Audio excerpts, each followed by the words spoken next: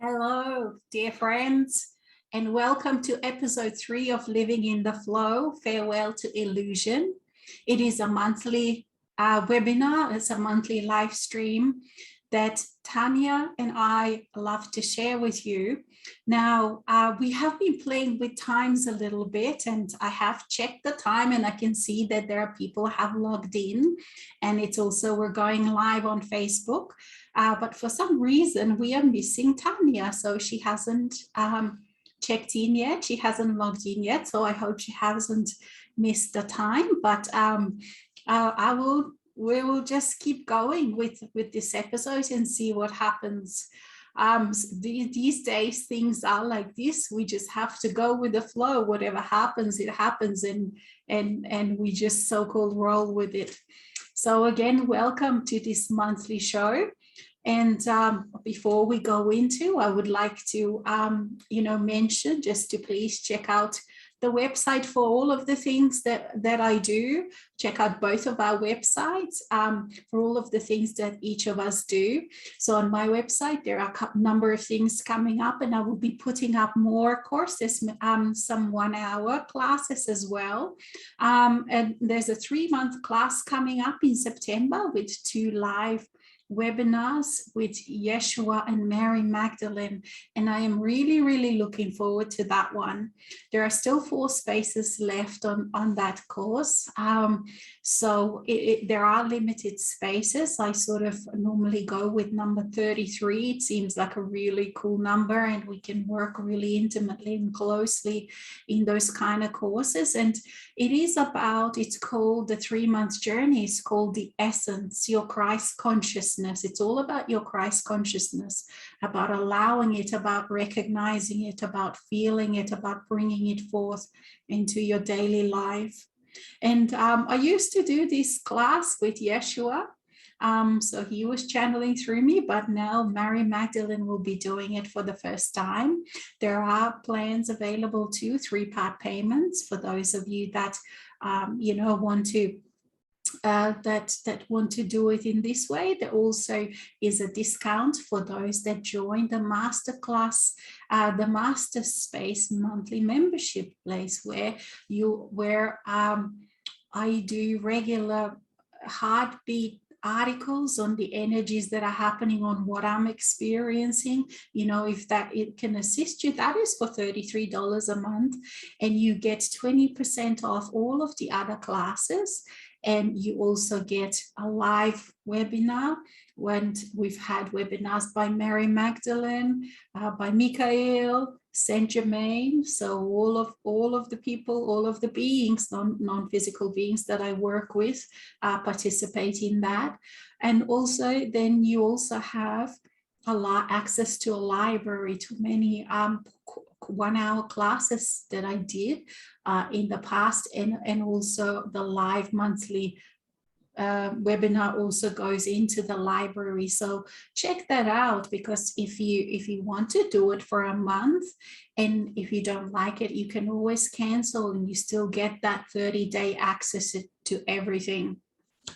So that would be before we go into it, because we always forget to go through these things. So still there is no Tania. So she got lost. Maybe she's gone into another dimension.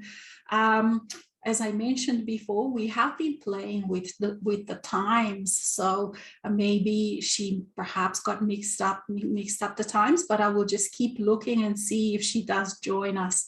Also, I would like to, as I said, point out that for those of you that are interested in photography, there's also some of the photos on my website that I do sell. And those are meant, they're not like really photos as in like just to sell the photos, but it's meant for those people that want to contribute and as an energy exchange, and also want some kind of a physical reminder that you get. So that's the purpose of those photos, and they do come on photo print. And also they may take a while to get there, because with COVID, there have been delays in the mail, and also normally the photo comes first to me and I sign it and I wrap it up and then I send it out to you. So please check that out for those of you that want to contribute. And also I can see we've still got people coming in. And again, I would like to say that for some reason we have lost Tania somewhere along the way. So I will keep checking whether she is coming, and I will then make sure that she can connect with the sound and the video as well. Okay, so, all right, let's come into this space. Let's come into this safe space of being real, of reality. There is so much out there that is the world of the dream. And what is this world of the dream? The dream is the world of the thought. The world of the thought, the world of the mind is a dream world, for it is not real. It does feel extremely real because we get so engrossed with it, and it has such strong boundaries all around it that keeps a person in. And not only that, then it has mass consciousness also that uses every possible way to keep people within the confines of that mind. But it is a dream world. And when you first start realizing that that is a dream world, it is quite shocking. And as a human being, you have to get used to so many different things. You know, because when you step out of the mind, all of a sudden you realize just how much more there is to yourself. And not only that, just how vast this beingness is, not only the multi-dimensions, but all those other beings that are within that space. And for many of us, we're familiar with some of those beings because we work with them. For example, Michael, Saint Germain, Yeshua, Mary Magdalene. When you leave that dream world of the mind, that box of the mind, all of a sudden you become so aware of all these other things. There is so much more than what a person is used to. That in some ways, like if you don't have that maturity, you know, if we don't go through the awakening process, and if all of those experiences that we experienced before we are actually able to perceive this greater world, the real world, who you really are, you know, all the different parts of yourself. If we didn't go through that time of cleansing or that time of integrating, that time of maturing, we wouldn't actually be ready to be able to really deal with that. And there are many mental health issues that have to do with people becoming aware of these worlds before they are ready, before they are mature, before they are spiritually mature and ready to perceive those things. And then they get all sorts of different mental health conditions because they have no idea what's happening. They may even be meeting the dark aspects, you know, because those are the loudest. And so for many of those people, this experience of being real can be hellish. And this is very odd when you think that the world of the mind is actually just a dream. And the human self, well, actually it's the soul who is the dreamer. And it is very poetic and it's very beautiful when you look at it from this kind of poetic way. The soul is dreaming you. The soul is dreaming through the mind, and then woof, you wake up and you awaken and you integrate and you expand into the realness, into being the real you. And in that world, after you do all your initial cleansings and after you do all the processes that each of us are very, very familiar with, you meet your soul. You become very, very familiar with this part of yourself. And so how do I perceive this, my soul? Because this is one of those biggest, let's say, jumps for a person to jump into, is how do you perceive this soul? And many people have all these different words that they use, and we're not going to get caught on the spiritual correctness, because there comes a time in every person's journey where all the rules and all the spiritual correctness falls away and there are no more rules, and you can just express yourself. You can call bits and pieces of yourself whatever you want. You can call it higher self, your soul. You can give it a name, and the name, the song that it sings. When you're ready, you'll hear that as well. And so this soul, for example, I call this part of myself Mikael. And so Mikael is a he and a she. And yes, here we are Mikael. And we greet you and we welcome you as well into this delicious sensual space, into this safe space. We greet you into your now moment, where you can meet us as well, even though perhaps we are not your oversoul, so to speak. You can meet us because we are a character that we like people. We love chatting. We love interacting. We love chatting with you. We don't use the words, but when you step out of the mind, absolutely, you can meet us. And so how? Now, Alexis again. So how do I perceive this soul, or I am that I am? It can be in many, many different ways. For this is that thing that there are no rules, and it matters only what you experience and how you experience, and it changes. It goes through so many different stages. Initially, you get all these rose-colored glasses, and it's just beautiful. It's just that when you fall in love for the first time, gosh, and you just, it's like you're flying. And then you go into the nitty gritty and you go into the release. And the more you feel your soul, of course, the more release happens, because the presence of your soul, its radiance, the presence of Mikael always would stir things within me.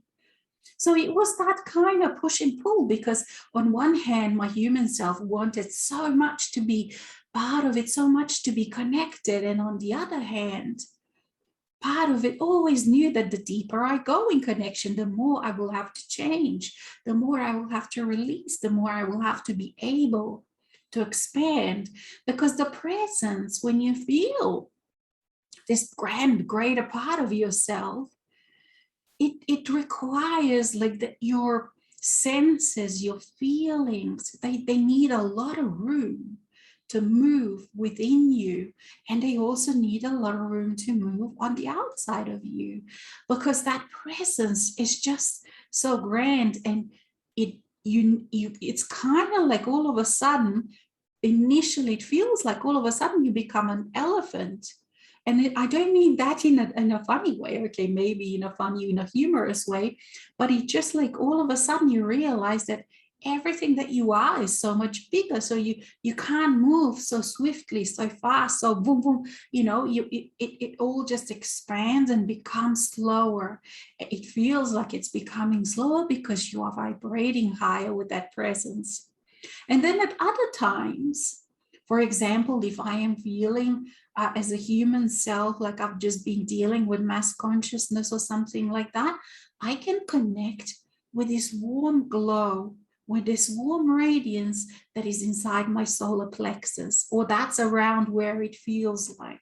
At other times, this presence that I connect with goes through the heart, and it's just this warm, and you just and it's just this being. It feels to me sometimes as a being that just is there and is radiating.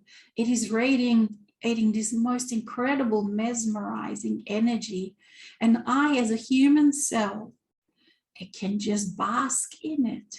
And I don't, when I do these things on my own, I don't call things on the human self. It is just, I'm explaining my inner experiences, and using human words to explain what is really, really hard to explain, because the experiences are sometimes without words, that there aren't no words to explain it. Okay, so I've checked, and Tania is still not present, so we'll keep going. Okay, and so I experience it as this glow, and this glow is always present, but as a human self, I don't always feel it. Sometimes it can be a bit more difficult and takes more breathing to feel, to start feeling that glow, and then for that glow to spread through me. Sometimes if you are integrating some huge, ancient, gigantic aspect, you know, challenging aspect, it may be challenging for a while before you can feel that. Or if you get sucked into the mass consciousness, within mass consciousness, it is impossible to feel that, because it's kind of like the mass consciousness creates that barrier, because mass consciousness says, no, you don't have a soul. If you have a soul, there's no way you can feel it. There's no way you can understand it. There's no way you can touch it. There's no way that you can bask in its presence. And then at other times, for example, let's say at the moment, if I feel, okay, I want to feel the presence of Michael, I can just expand my awareness just out and out and out, and there I can feel him there, the start of his full-on radiance, and I can keep expanding. I can have a different perspective, and I can become Michael. And then here we are, Michael, and then our presence, our perspective expands even more, because now we are speaking as Michael, as that grand being. And it is not grand as in greater than the human self, because our human self, we as a human self are whole, just as we as Michael, the non-physical being, are whole. You see, there is no difference. It is just a difference. There is no difference in value. There is just a difference of perspective. And so when you are in this greater perspective, and again, we're just using words that are limited. From here, you have this grand view, and you have a bigger view, and not only that, you can feel other beings present, because we interact with all these other beings, other souls. But we know ourselves from this perspective. We can feel ourselves in all the thousands and thousands of lives and lifetimes, in all the thousands of scents, smells, tastes, sounds that are happening as we speak at the moment. They are happening, they are alive. And we are in no way confused. We are in no way confused. We absolutely know what is what, who is who within us. And then Alex again, and I am here, and I can step into it. And when I am more focused into this human self, I can perceive things a little bit denser. And in this way, it is very, very useful when I am denser and I'm more focused. I'm not so focused on the grandest scheme of things, because some of the things require me for this kind of focus. For example, let's say if I'm working with a computer, or something like that, you see. So if I am in that greater part of myself, it is very, very hard to sort of focus on the little clicks and things. So each and every part of ourselves has its own place, has its own being, has its own validity, has its own truth. And all the truths are real. So you see how you can have many, many truths. So for example, if I look at something and I taste something, and from my human self perspective, or for example, let's say if I'm cooking, try this with your own soul, with the presence of your soul. When I'm cooking, and if I'm cooking as a human self, like if I step out of that greater presence, then I know, okay, I put a bit of this and a bit of that and get the water to boil and all of these kind of things. It becomes very practical. Now, if I allow Mikhail to be present, then all of a sudden, not only that it's all very practical, it becomes extremely interesting from a different point of view. For being the great chemist, the scientist, all of a sudden, the boiling tomato sauce becomes a chemistry lab. And all of a sudden, I look at all these bubbles and I see all these chemical reactions and all these processes, and perhaps even sacred geometry. All of these kind of things just in a pot of boiling tomato sauce. You see, so there are some, and which one is true? Is this a chemistry experiment? Yes. Is this cooking dinner? Yes.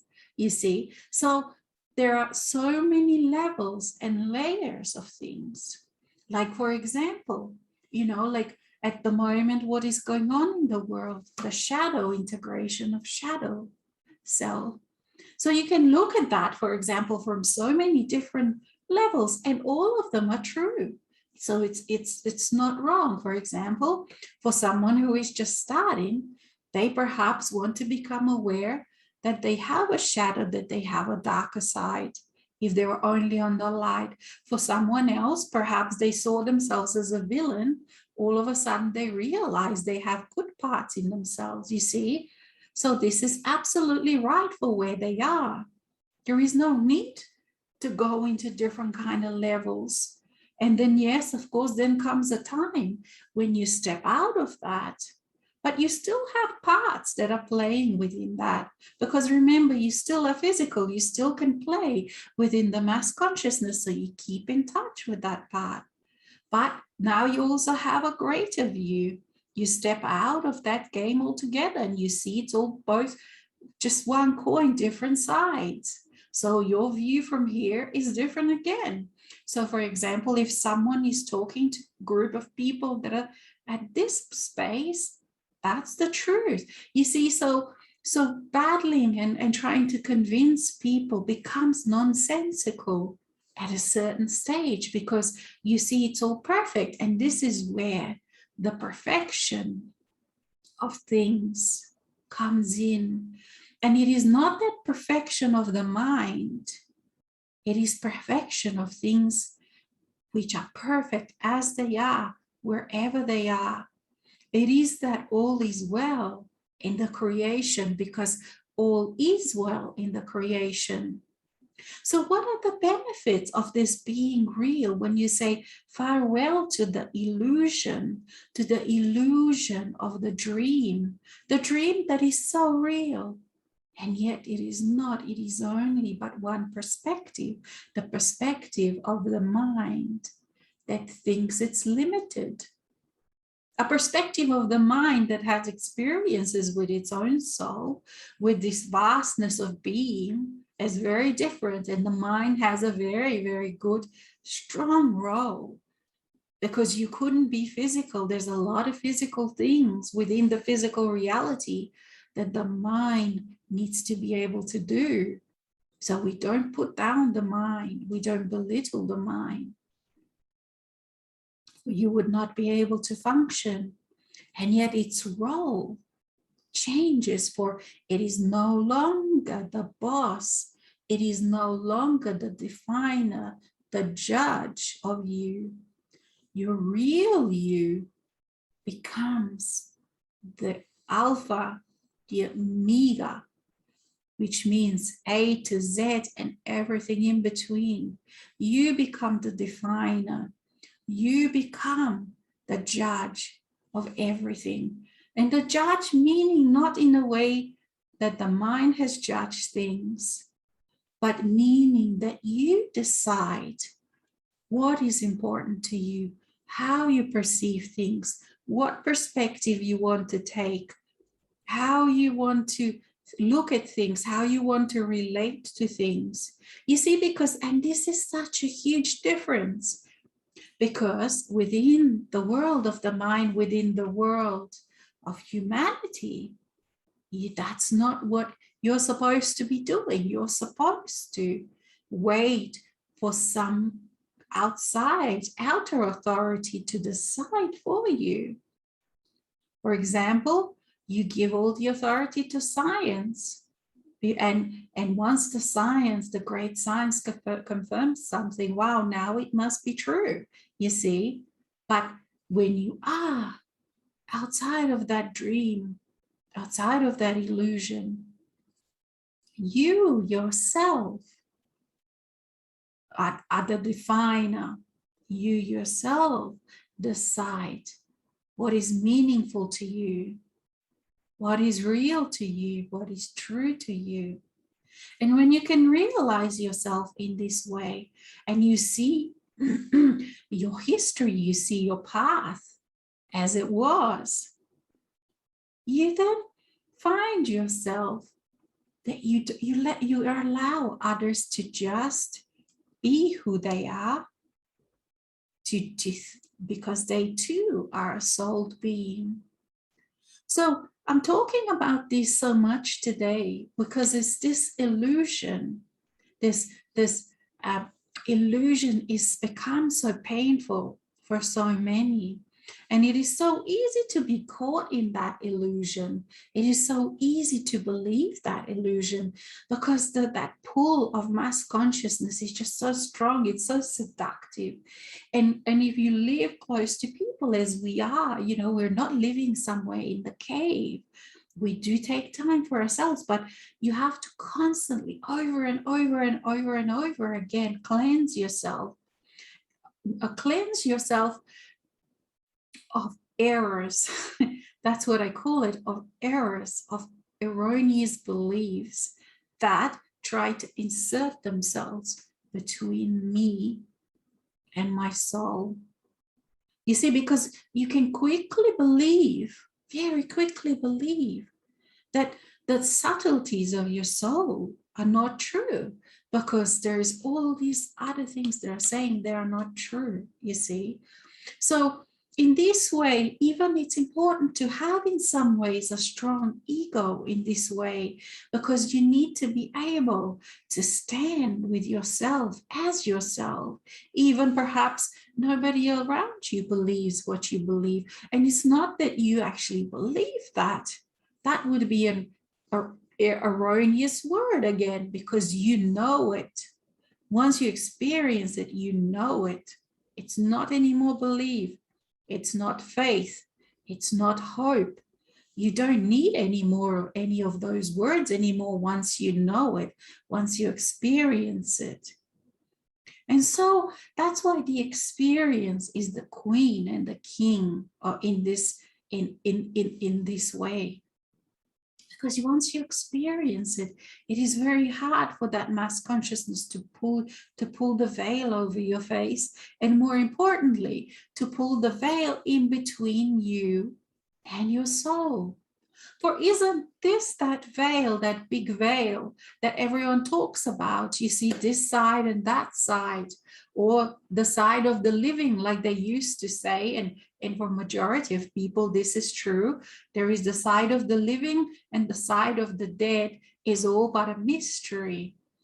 And this is that's where it is. It is that veil, the veil. And it was done on purpose. It was done on purpose by you as a soul. It was done on purpose for the experience. At the same time, we didn't know, we've never went into this experience.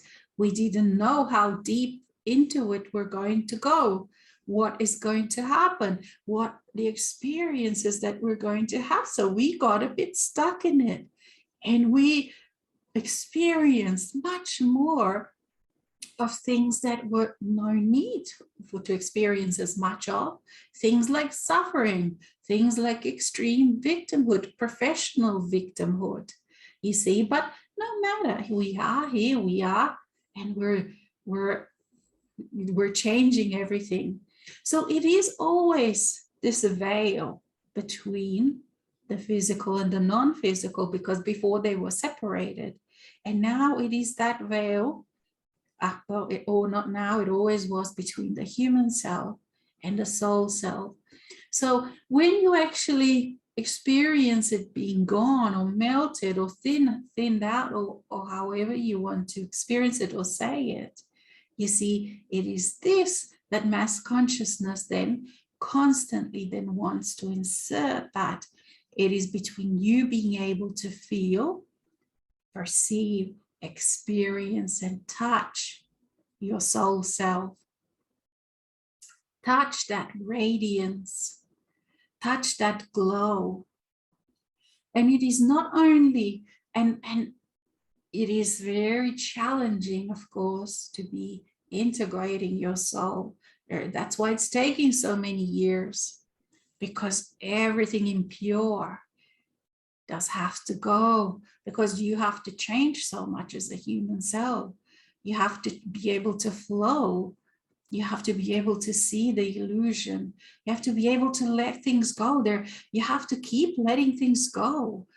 There are so many new skills that you learn throughout this process. You see, to be able to be in touch, to be able to live without that veil, that division between this world and that world. And as a human, and there's a human self in all of our history and fairy tales and the tales and movies, and all of that is based on that veil being there, is based on the other side being unknown and unknowable. And so when you are allowing your interaction with the soul self, you then that's it. You pretty much have died, really, in many ways, like in the old ways, because all of a sudden you're in touch with the other side. The other side is no longer a mystery. It is no longer scary, because you realize that the other side is actually the real world. And that what you thought was real is a dream world. The dream of the thinker, the dream of the mind, the dream of the thought. That's the dream world. And so when you have this, when you marry these two sides, all of a sudden you realize that the other side, like I mentioned before, is very different than what we imagined. It's very different. It's not scary. It's actually, that's where all the amazing creativity lives. That's where you have all these amazing support to get through these difficult times, because not only that you have this continual access to this radiance, that radiates through you, that radiates health, that radiates well-being, that radiates joy, that you can experience these, but it also gives you different perspectives. It also helps you with all the different skills, like being behind the short wall, looking at things as soul beings rather than the victims, looking at looking at people as soul beings rather than the victims. That changes, and you have much easier. It's not 100% easy, because no one wants to see people suffer, other beings suffer. It's not, but I'm more emphasizing the things that work.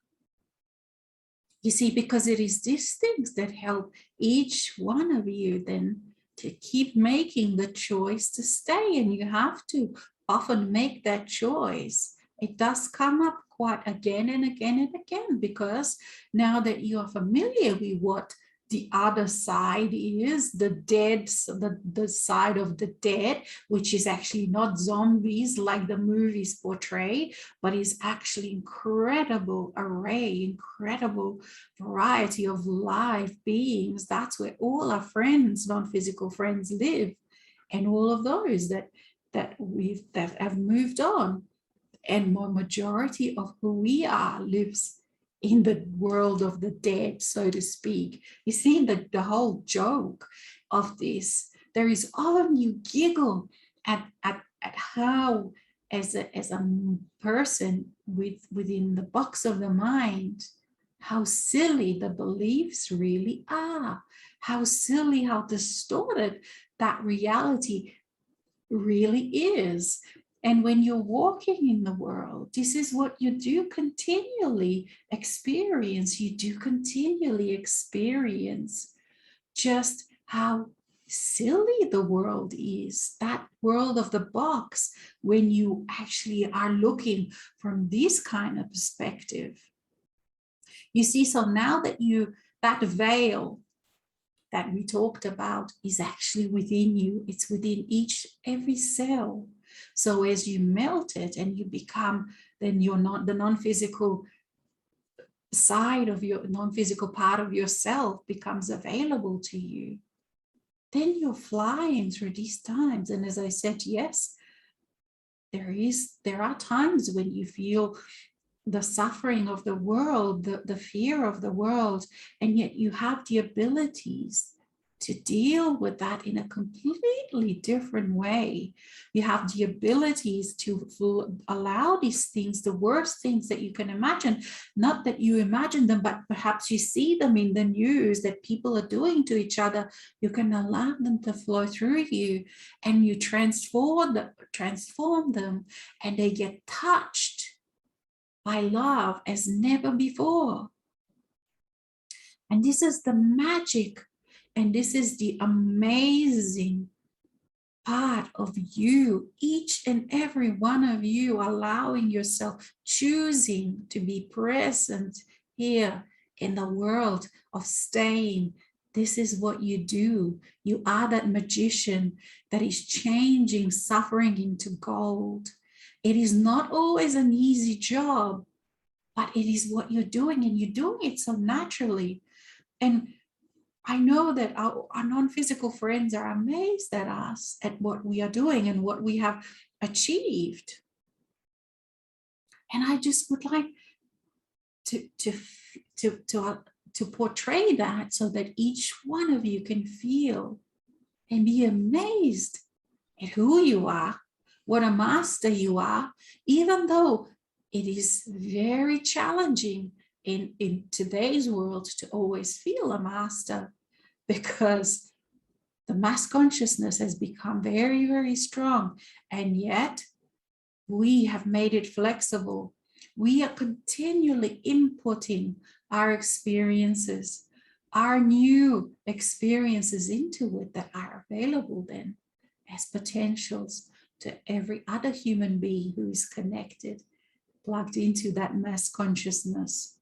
And so back to this real world and illusion, something very wonderful happens then with this, when you become integrated. Even the world that before was an illusion, that was only a dream, that world of the thought, of the box of the mind, it expands. The walls melt, and all of a sudden, even that becomes much, much more real. And you become much more able to be firmly planted in it, firmly on the ground, firmly in the earthly experiences, and yet at the same time, so incredibly ethereal and etheric. And this is just it's amazing to experience that, because even though before it was an illusion, all of a sudden somehow, because your soul, you as a soul have embodied within it all of a sudden this physical world is not just a thought, but all of a sudden it becomes real. It becomes material. And it's hard to explain that, but it is a definite experience. And your body knows it, and your senses know it, and other beings know it. Animals, birds, they know it, the plants. They know there is something different about you. They feel your presence. They feel the presence of your soul. So everything, but everything reacts very, very differently to you. And everything in this way becomes extremely easy. So incredibly easy. It's like you change that procrastination. You change that procrastination, and you allow yourself to do some things that perhaps you procrastinated with, and all of a sudden you realize how easy they are, how easy dealing and navigating within this physical world is for you when you embody your soul self. All of a sudden you have these new skills you never knew you had. And all of a sudden you are able to just do it. Some things that perhaps you feared in the past, all of a sudden they're just extremely easy. And all of a sudden you enjoy being in the physical. Because for many, many, many of us, whether due to the circumstances of this life or the life, the energy used to be so dense, so thick, it was intolerable, whether it was, whether to certain experiences within this life. We have been very disconnected. Many of us have been very disconnected from life, from body, from yourself, from your life. And so when you embody, when the soul is descending into your body, everything then really for the first time becomes real. And you think, wow, where have I been for all this time? What was that before that I called my life, before my soul was embodied? It just becomes even unthinkable anymore. And very often you forget what it felt like unless you speak perhaps with another human being who is still, and then you remember what it was like to be so disconnected, to be so fearful, to live in that illusion. And it is living in that illusion, in that dream, the disconnected dream, that truly is fearful, because the mind just doesn't know anything about anything, and it can't. And especially now, because the energy has changed so much, the world has changed, your energy is now accommodating you as an embodied master. So it would be much harder to do this, like 30, 40, 50 years ago, because the energy was very, very different then. It was almost intolerable for some people. And so people that, for example, that used to channel, they very often got sick in those days, or their lives were could be very short, because there was just such a discrepancy between the energies and between what was possible to say. And so, again, we've gone through a number of different things in the last decade, and now we find ourselves, because more and more people are open to so-called the other side, more and more people are channeling, because the real world is vast. The real world has got loads in it, a lot of life, a lot of dimensions, a lot of different beings that want to connect, that are connecting. So there are more and more people channeling so-called galactic things. And yes, it may not be, once you get to a certain place, a lot of things are no more relevant. You come to a place where it is you that needs to be then really aware and discerning what is like we talked before, you know, all of those different perspectives and layers. So for someone, it may not, it perhaps is not that they are, you know, channeling incorrectly. It's just that their audience is different. It is like, for example, for me, I look at it because sometimes I notice that people are perhaps really putting down certain teachers or certain channeled material. And yes, certain things are definitely not good, you know, so we're not talking about that. But I'm talking about that, you know, it with the being that is being channeled, just because they are channeling to beginners and they're using those beginner language doesn't mean that the being is in that level. I liken it to, for example, let's say when you look at someone who's teaching 7-year-old kids, maybe grade 1, grade 2, grade 3, grade 4, they're not using the same language that the teacher is using, a professor is using, that is teaching at university. And that is completely logical. So it's the same with the channeled material, that, you know, like there is respect there for those beings that choose to work with beginners, and they will use the different kind of language. You know, for example, a lot of people are still channeling Archangel Michael or other archangels, or and they're using very different language. It is not because, you know, Michael doesn't know different things of our so-called higher, more masterful things, but it is because that audience doesn't understands that language. And then when individuals are ready, they will then graduate and go to different levels or different classes. So you see, there is so much more. There's so much more happening, and there's so much more that you can become aware as you allow your awareness to expand. And so you let go of all of a lot of the judgments, but you become much more discerning, and you make your own mind, and you make your own opinions of things. And now I'm going to, for those people that have come a bit later, we don't know what's happened to our dear Tania. We have changed the time, so maybe she's missed the time, or hopefully everything is okay with her, but she still hasn't come in or logged in. So we'll keep going. All right, so before, I also forgot to mention, if anybody has any questions, there is a panel at the bottom and you can ask some questions. If you're logged in as Zoom, I won't be able to look at questions on Facebook today because I am by myself, so that it becomes too distracting to be clicking and bringing the mind back in so closely. Okay, so tomorrow is full moon again. It's a blue moon because it's a full moon again in the sign, astrological sign of Aquarius. The last full moon was in 1 degree Aquarius. This full moon is in the last degree of Aquarius, I think 29 point something. And that's why it's called blue moon, once in a blue moon, because it's quite rare.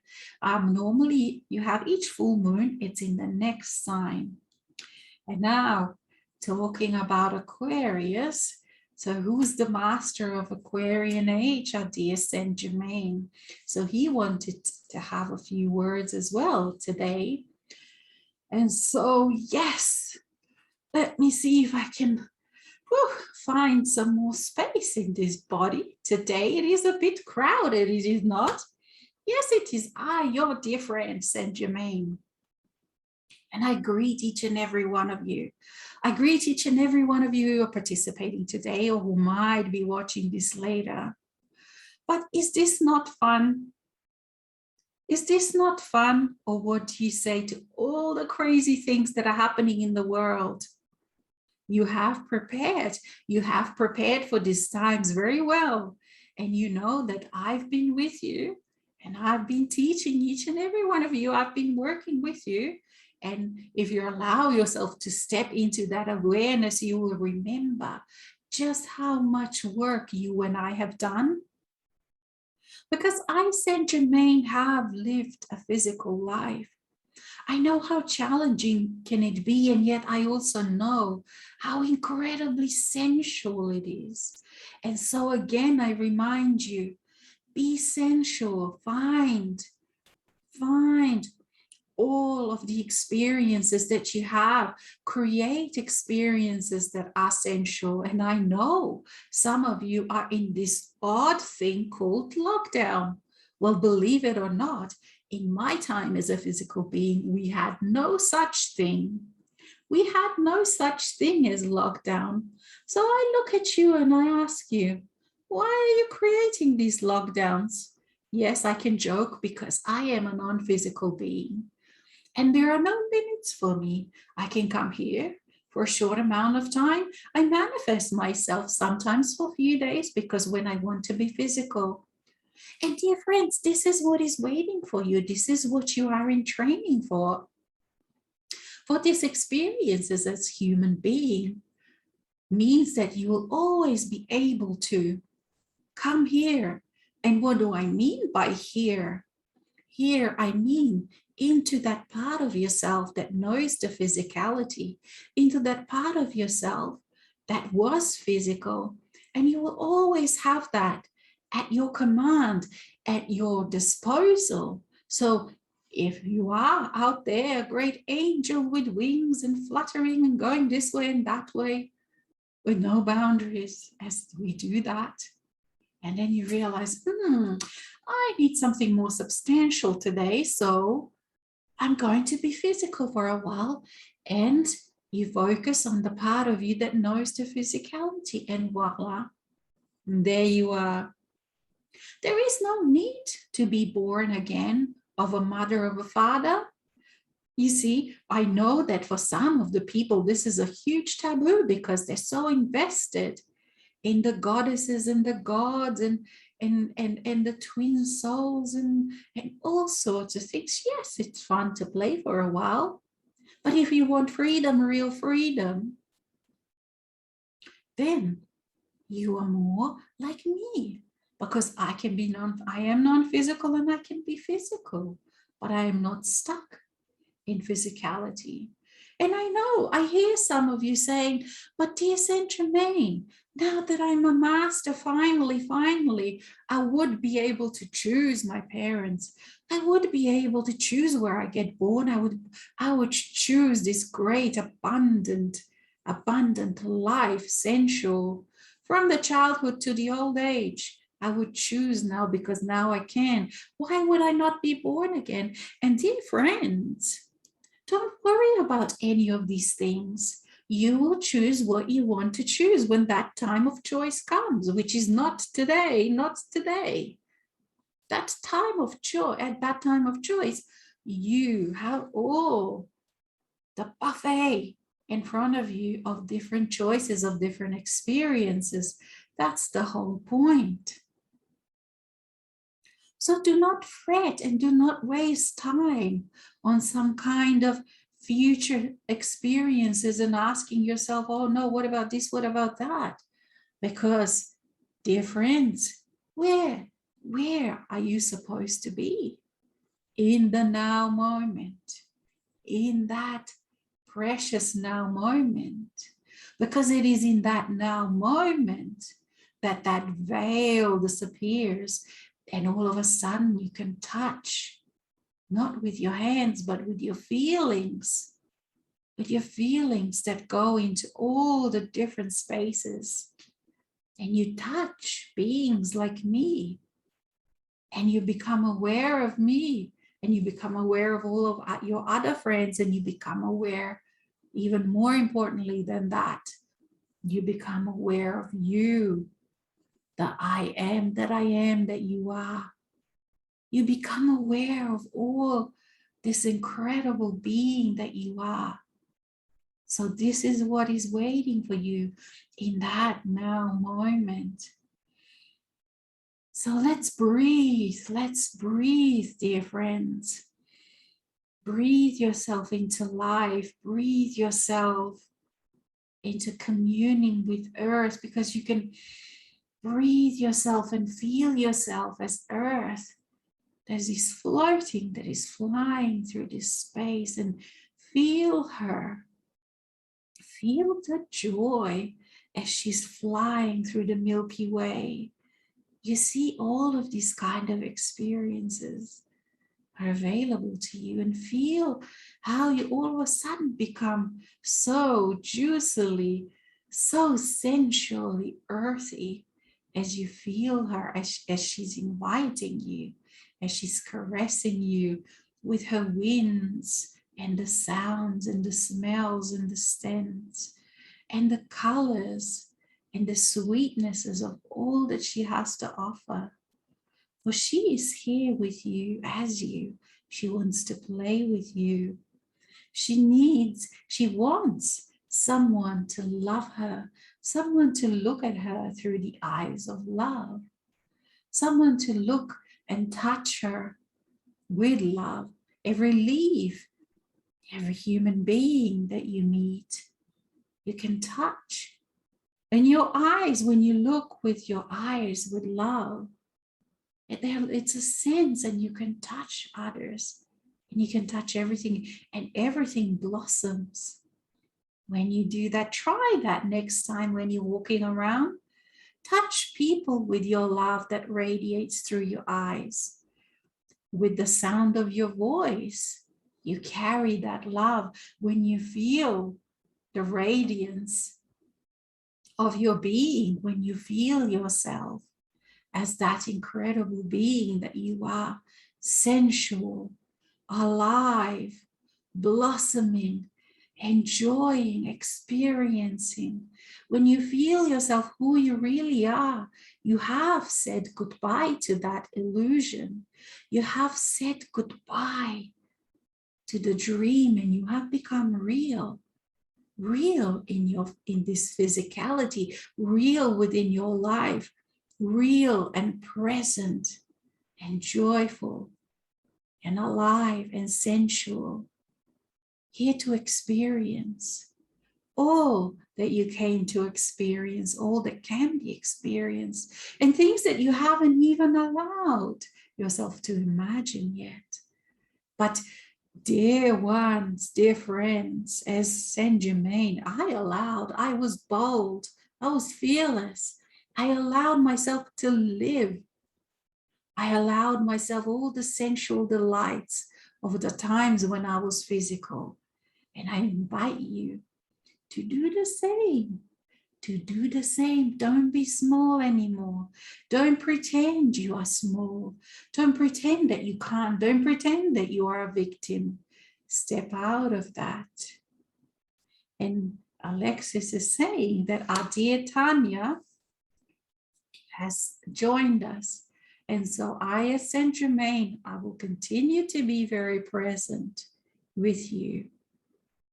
Call upon me. And now, okay, so let's bring our dear Tania in. Hello, dear Tania. Can you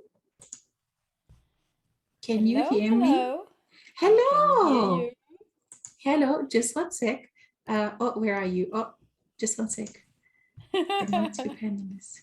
All right, let's see if we can see you as well.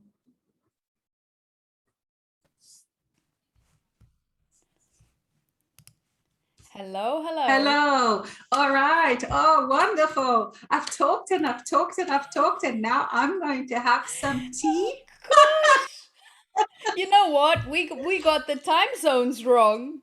Because now it's 2 p.m. here, which is the time we announced. Oh, really? So we're both correct, but in our own time zones. Well, So you're correct in your 10 p.m. and I'm correct in my 2 p.m. Isn't that great? Wow. So we thought that there was something like this. But gosh. so I just kind of like, I was just like, oh no, where are you? So then I just went on this big long talk. And now I'm going to step back a little bit, and I'm going to have my tea, and over to you.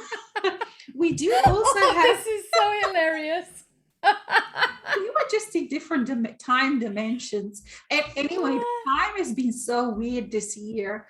I'm surprised that we can even kind of meet like this, to be quite honest. So now it's 11 p.m. in Australia. Yes, it's dark outside, but here where I am, it gets so normally it's always dark here and it's always daytime at your place, isn't it? Because here in the Yeah. tropics, dark time starts at 7. You know, like we unfortunately every place has some good things and not so good things. So here, unfortunately, we don't have those wonderful long evenings that you have in summer. Our time Yeah. is always pretty much at 7 was, and after the sun goes down it gets dark very quickly. We don't have those Mm. long sensual Like we beautiful have suns. here That's right. until like Yes. 9 and No, 10 yes, p.m. yes.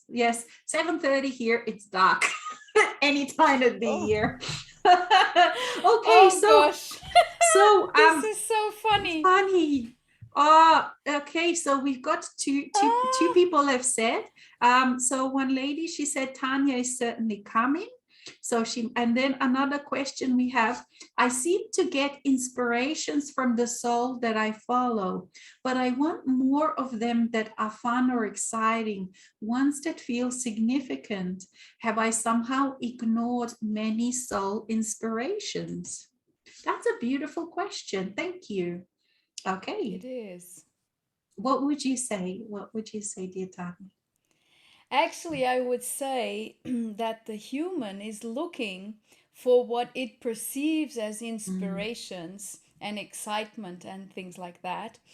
And so, therefore, the soul's inspiration has been there all along, but the mm, human is tied up into a concept of what beautiful, exciting, enlightening, and mm, joyful, mhm, etc. means.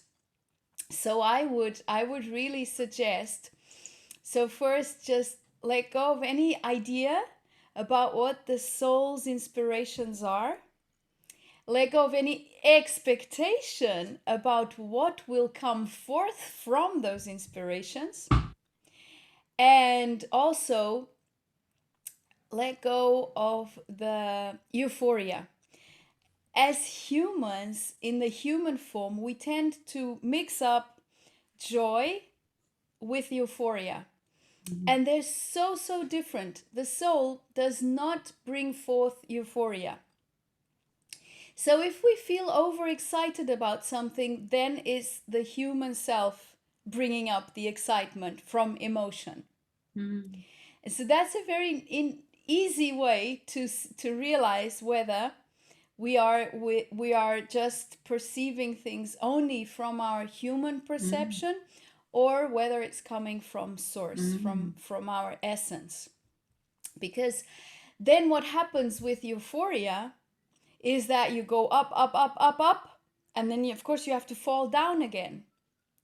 Whereas the inspirations from soul are a constant stream of contentment. It's not happiness, it's not euphoria, it's a constant stream of mm, contentment. So any inspiration coming from the soul will be a constant stream of contentment, bliss, and peace. It will always bring forth into our heart an ocean of peace. So that's a very simple way of discerning whether the inspirations are coming from the mind, well, the human concepts, or whether they are coming in from soul. And in order to have more of those coming in from soul, the simplest thing is really to just come into silence more and more, to detach from expectations, etc., and then just allow yourself to receive. And then, oh my God, it's so intense. The fact that mm, it's a stream of contentment and not euphoria does not mean in any way that it's not intense, because it is full on, mm, really intense. The power of soul, of isness is, oh well, it's just full HD, hi-fi, all of the best kind of image and sound and everything. mm, That's it. mm. Mm. And it is absolutely, I agree with everything that you said, and you say it so beautifully. And I like to also add that, you know, that what happens is that is a change also of values and how we see of things. So, Mm. for example, as a mass, it's a mass consciousness of values that say this is more significant and this is less significant.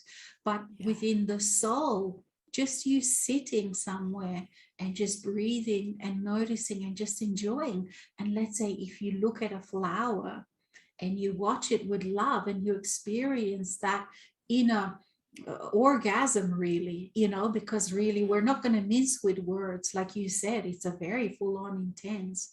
This is the most important thing to experience in that time. There is no other more important thing. So when you say, okay, there are some significant and not significant, these things actually, with the more presence you have, they fall away because they mean they are completely become nonsensical.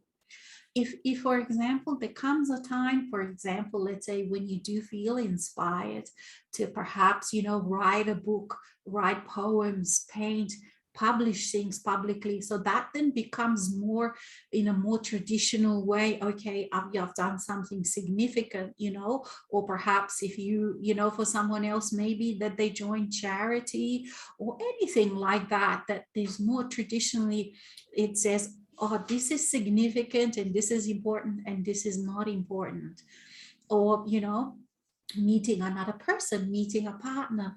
But when you actually, when you, with the more your presence of your soul, all of those kind of values completely change. And like as I was mentioning before, just cooking a tomato sauce is when you are present with it, it becomes the most delicious experience, not only from one side, but because you bring that knowledge of all of your other lifetimes of chemistry, of physicalness, of sacred geometry, and on all of those, how they all interact, you know. Like honestly, I do challenge you to bring your soul self.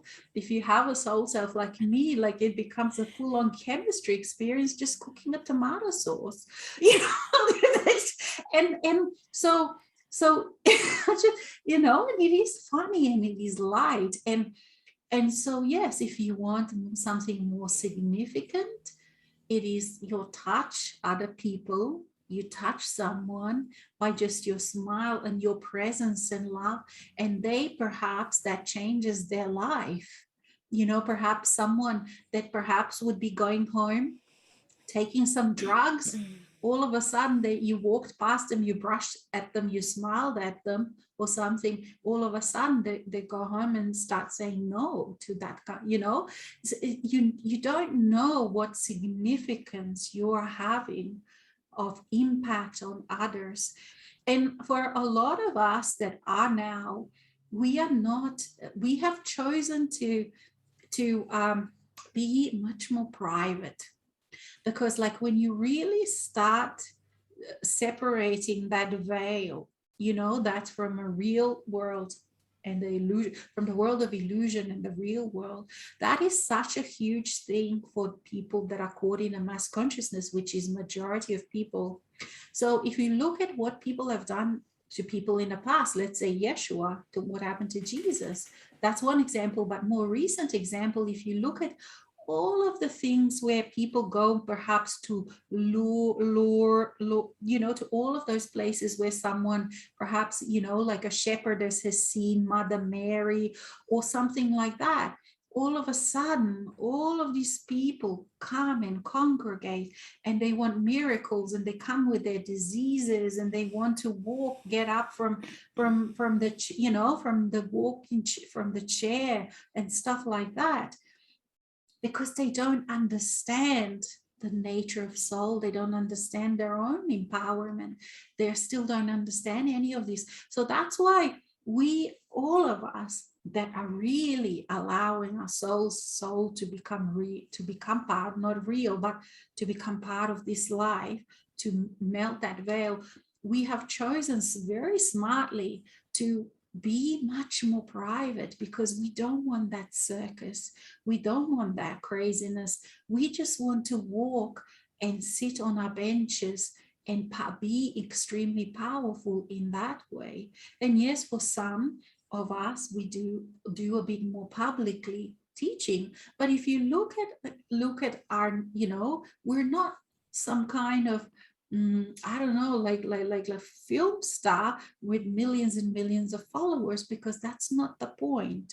It is not the point at all of this. And just imagine having to live in that circus. Now, the mass consciousness says that is the life to work for, but it's not true. Because, for example, let's say if you look at those significant lives that mass consciousness says, which would be some famous actors, some famous whatevers, and it's wonderful to experience that.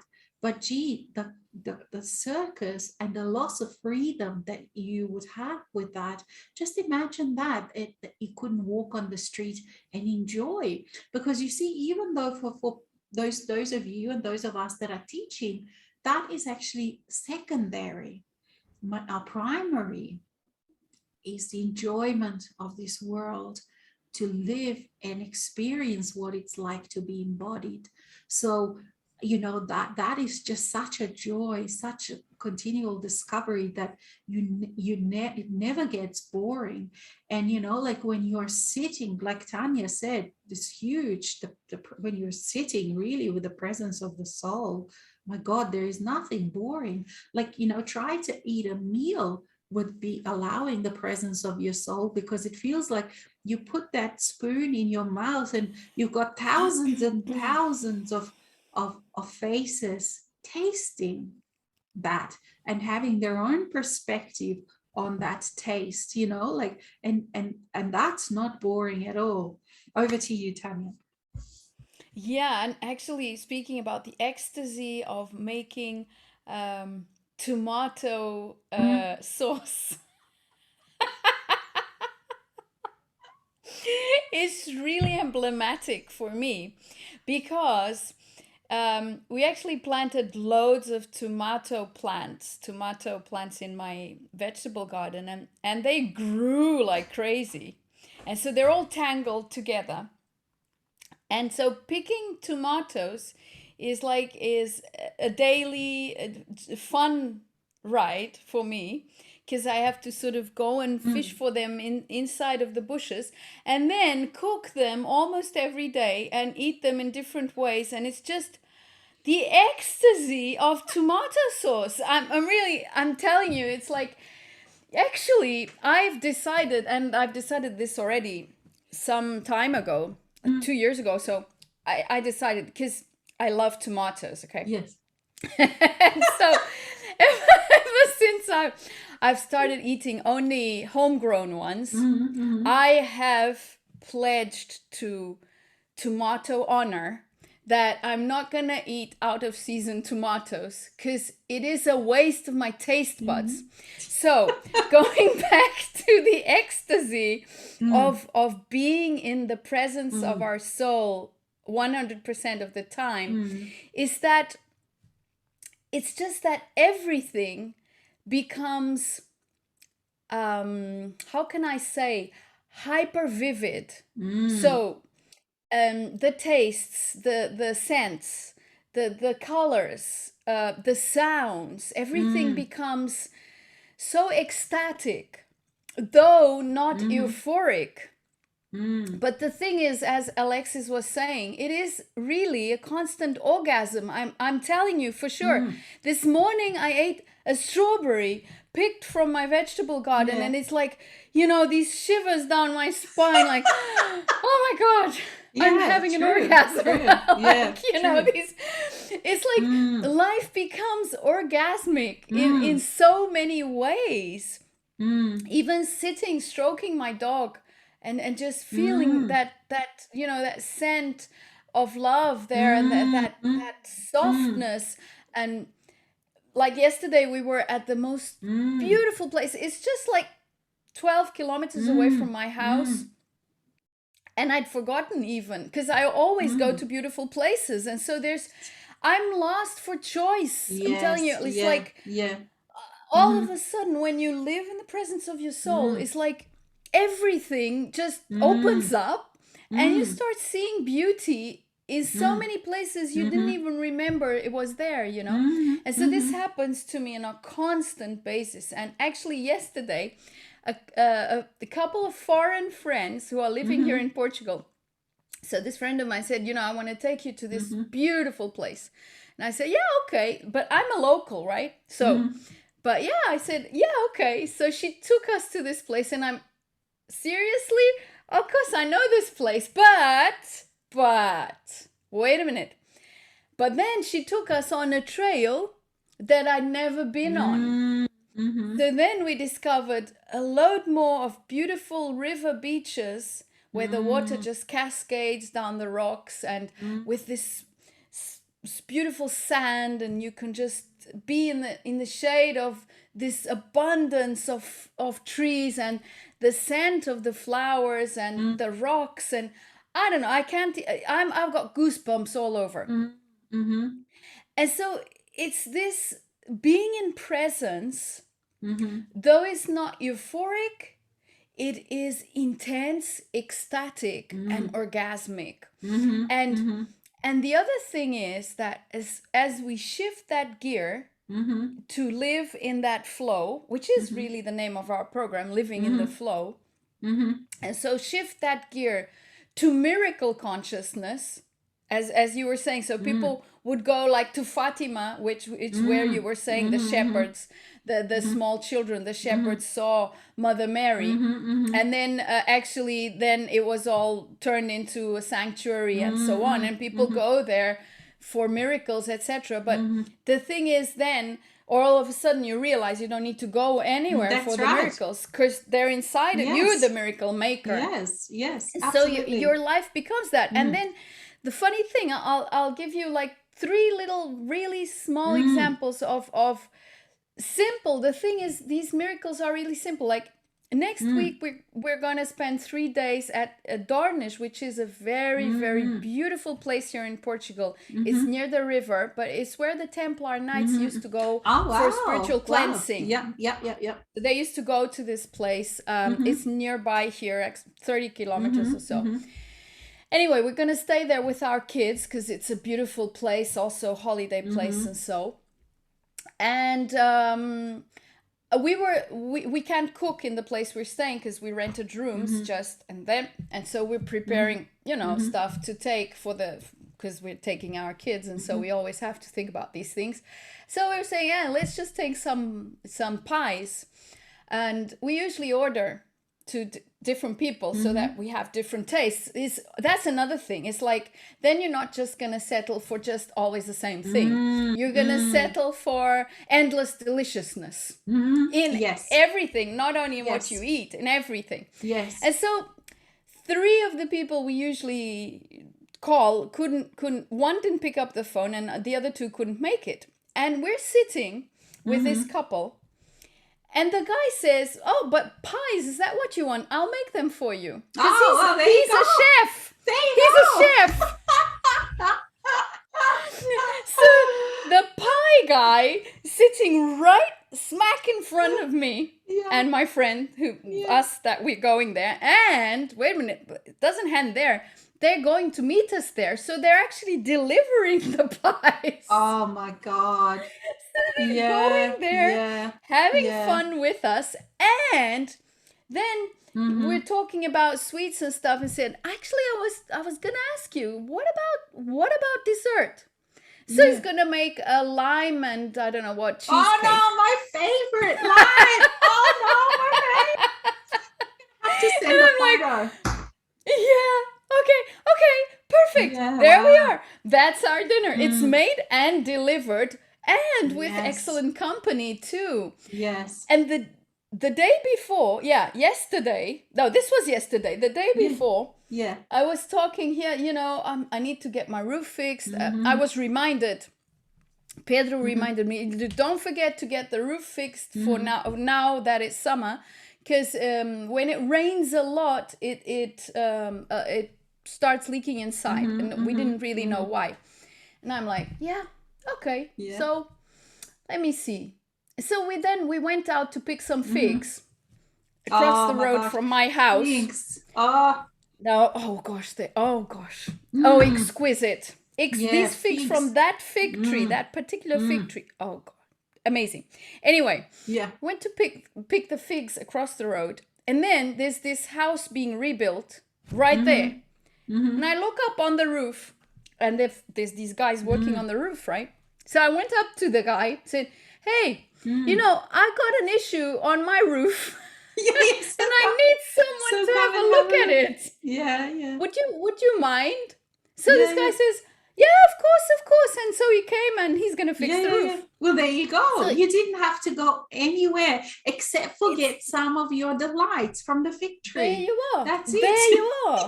That's Yes. how perfect it is. Yeah. So yesterday I'm Mm-hmm. sitting by the Mm, most beautiful river, and mm, there's the pie guy right in front of me. mm, The day mm-hmm. before I'm picking figs, and there's the guy who's gonna fix my Yes. roof. The other day I Yeah. was watering my vegetable Yeah. garden where I've got those delicious tomatoes, Yeah. and I needed a guy to come and cut the Mm. grass Yes. with a tractor. Yes. But the guy usually comes, hadn't responded because he's been very busy.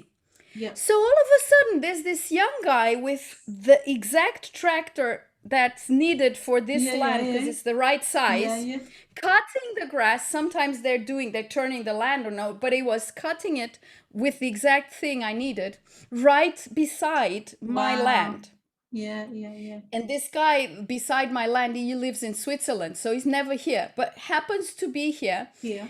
Yeah. And this young guy is cutting the grass, and I just came to the fence and I said, "Hey, Mm. listen, where are you from? I mean, would you be able to come back another day and check out my land, see if you could do it?" He says, "Is it big?" I said, "Well, depends on your opinion."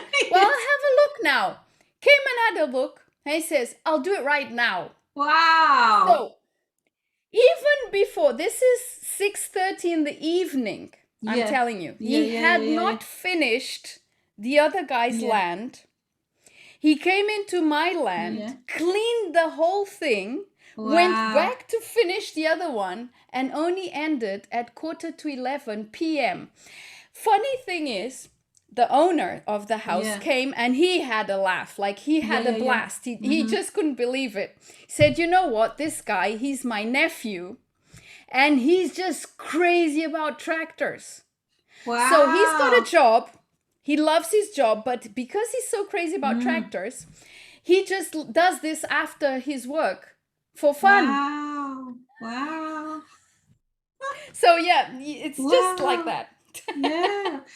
And how perfect. Like he's got his wish. And this is what happens, isn't it? This kind of synchronicities that everything just Yes. works out perfectly For both. It's a for win-win both. Yes, situation all yes, the yes. time. It's not and so all of those kind of things, like where there was a battle or where you had to use someone, that's Yeah. what is just so much happens. So There's no when abuse. No no, no, abuse. no. And then so when people, like when I was listening to you, I just had images, is when we allow that illusion to go, how initially how hard it is, like that step, Mm. those initial steps are so huge because it feels like, of course, we're going into the unknown, but oh my god, the benefits are just incredible. And like you, me too, like when you wake up in the morning and all of a sudden you realize how incredible abundant you are, and in so many different ways and in so many different aspects. Like,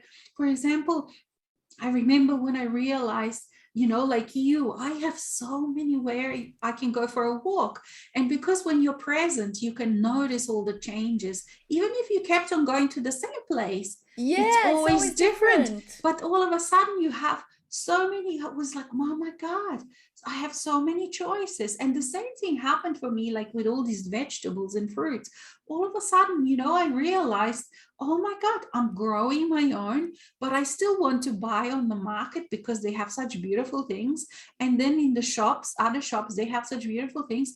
I ran out of time where I can taste all of these different things because my garden keeps producing as well, Yeah, so it's like all of a sudden is this it's like that cornucopia, you that's really it. do is like you realize just, oh my God, this incredible abundance. And what you have to then get used to, and this is another huge thing that was very defined, because there are some experiences that are very defined, and you have to all of a sudden get used to that choices are equal.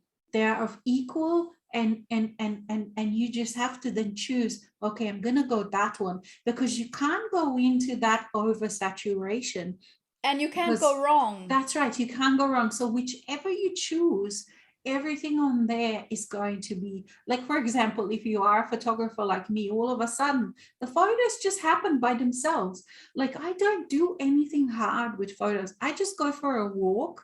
Oh yeah, photo here, no, walk. Oh yeah, photo here. It's not like, when people sort of like, when you see people like, oh my gosh, dressed in all those army colors and hide and with those big things and tripods. I mean, that's just craziness, because like when you are in that presence of yourself with your soul, all of these things come to you, and that's where you really realize, wow, things are flowing through me. I am not, running and after them. Things really are flowing through me, and there's a perfect picture there, there's a perfect picture, and I just have to hang out and it will come to me. Like you said, all of these things that you needed doing, they are, because they already come to my doorstep. That's right, they already are within your energy. All these things, they are these are called the potentials.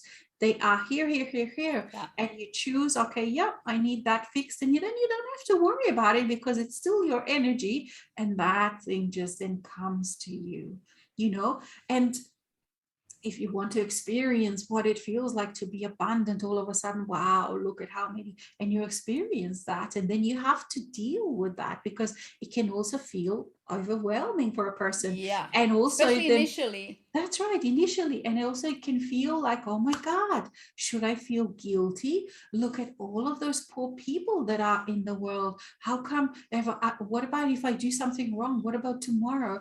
The penny's gonna drop, and all of a sudden, something bad's gonna happen, because that's kind of what's in the mass consciousness. So every time that you experience this kind of huge events where you step from one into the other, and this abundance is definitely that defined thing, you step from one into the other all of a sudden, you have to, of course, then deal with all of those echoes of the mass consciousness that are still within you, whatever's holding you back, or that you still think, oh yes, I should feel guilty, maybe I should feel a little bit guilty or something, and then you realize, shit, I don't have to, because I am a master.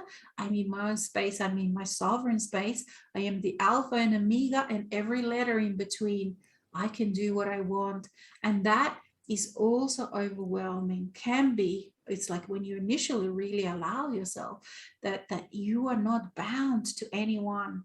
You are, and this is within that illusion. You are just, there are all these ropes out, that are attaching you, binding you to everything else.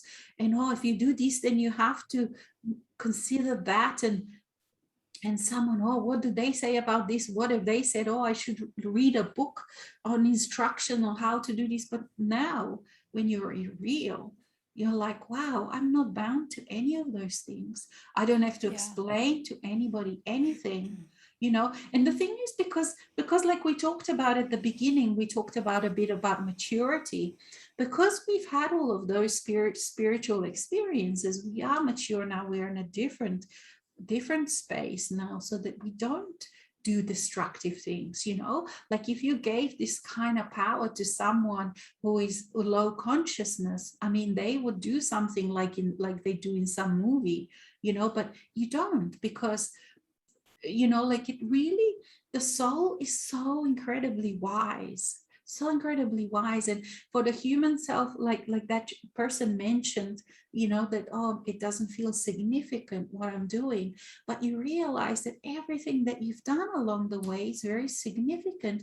You don't even realize one of the significance could even just be that you are gaining that maturity, that wisdom, so that you can then deal with this incredible cornucopia of everything at your fingertips, of you being, so free that it's, like, because this freedom is one of the, and that's not just it on earth.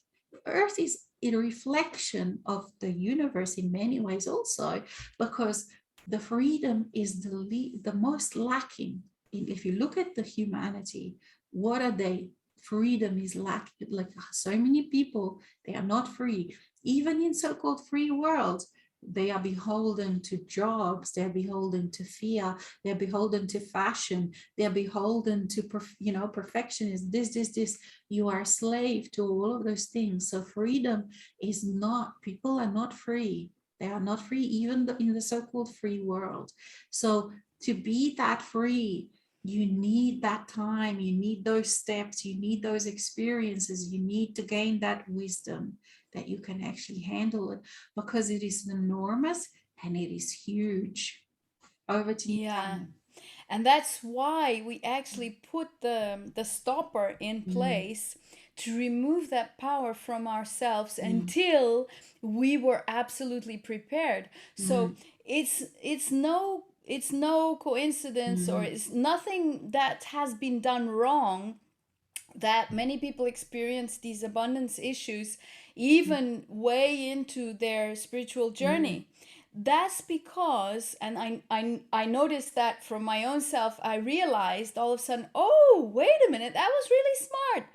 I put this thing mm, here in place so that I could not access this mm, level of abundance before I was really mhm, ready mhm, for it. mhm, Because, mhm, of course, in other lifetimes, I realized I had abused that power. I had used it, that creative power. We can use it anyway. We can use it whatever way. Abundance is mhm, very subjective.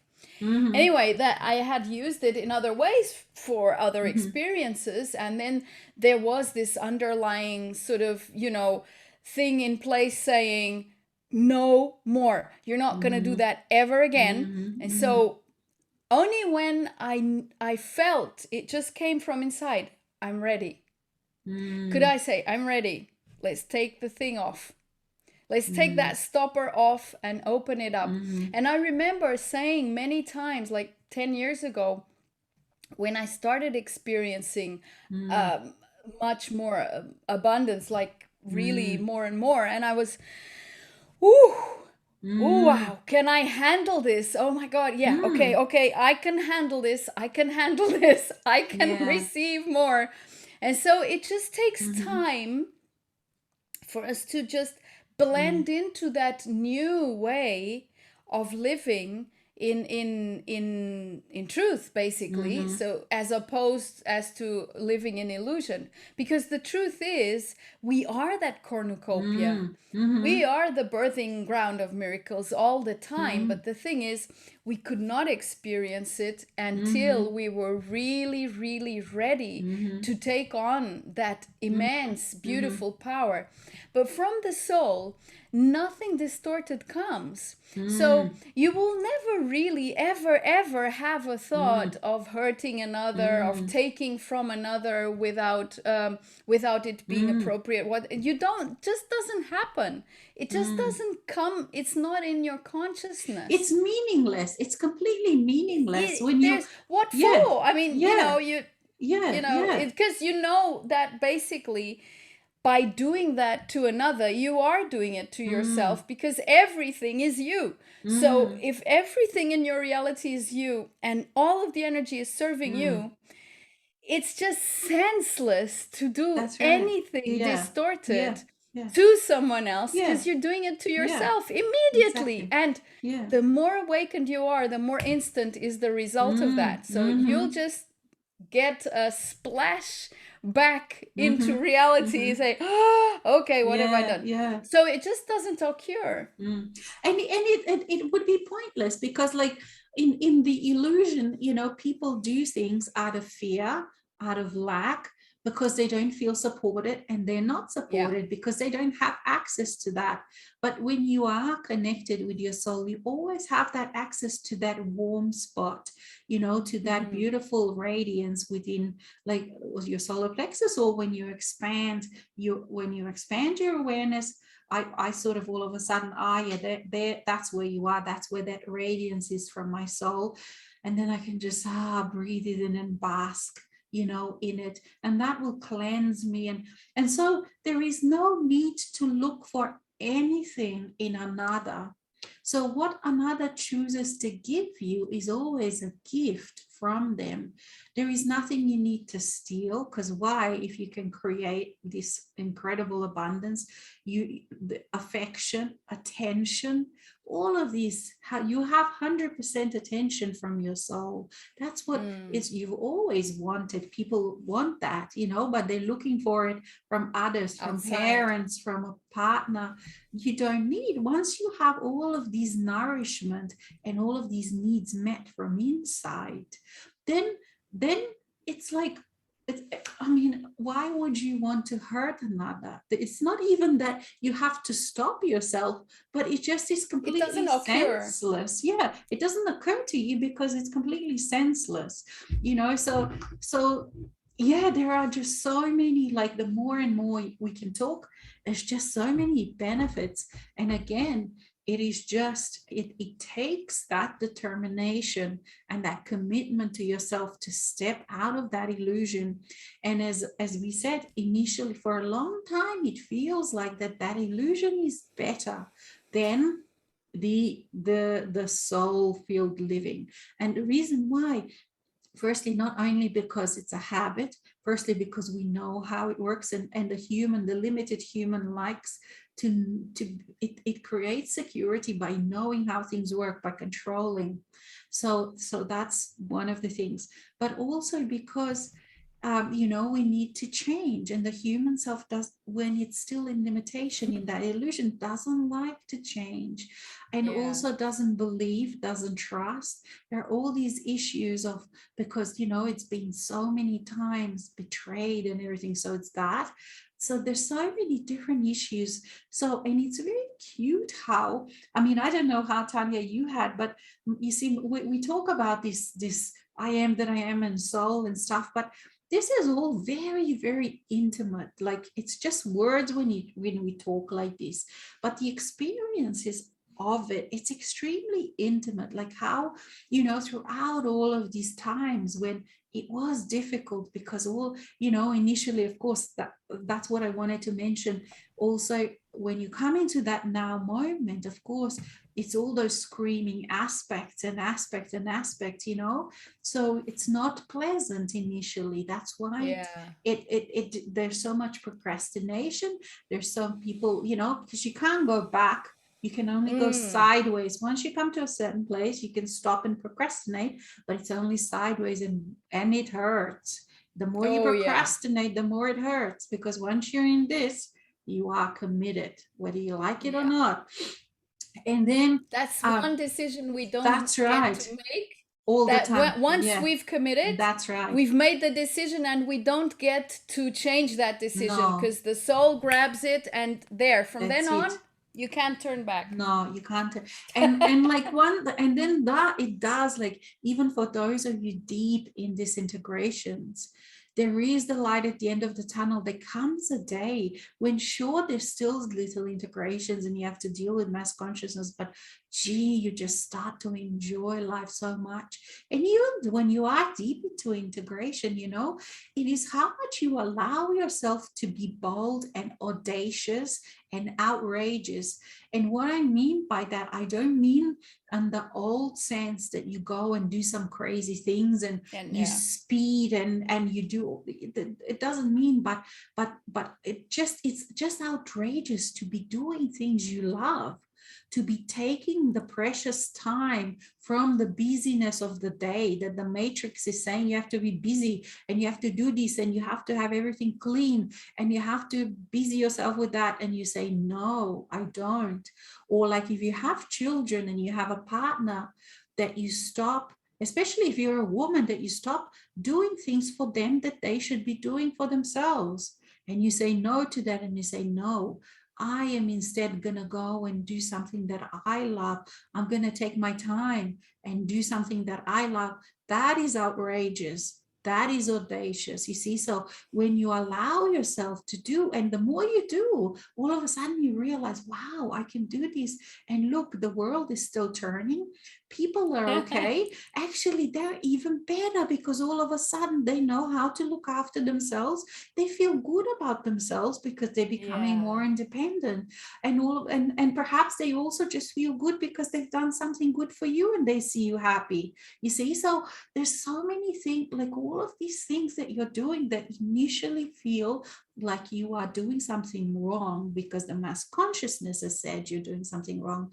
But when you do it with your soul, it benefits in such surprising ways everyone around you. And all of a sudden, it's like the time stretches, and all of a sudden, you realize, wow, I can feel relaxed in my day. I can feel peaceful in my day, and I still do everything.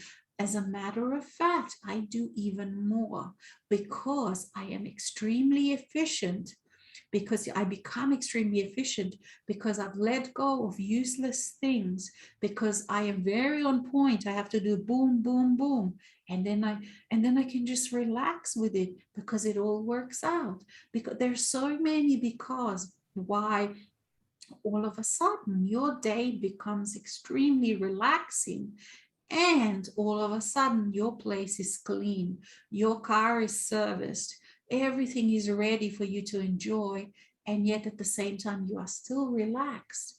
Your children's are looked after, and somehow, because this is the magic of the everyday living with your soul, that you are surprised in these incredible ways how your days change, how your days become enjoyable.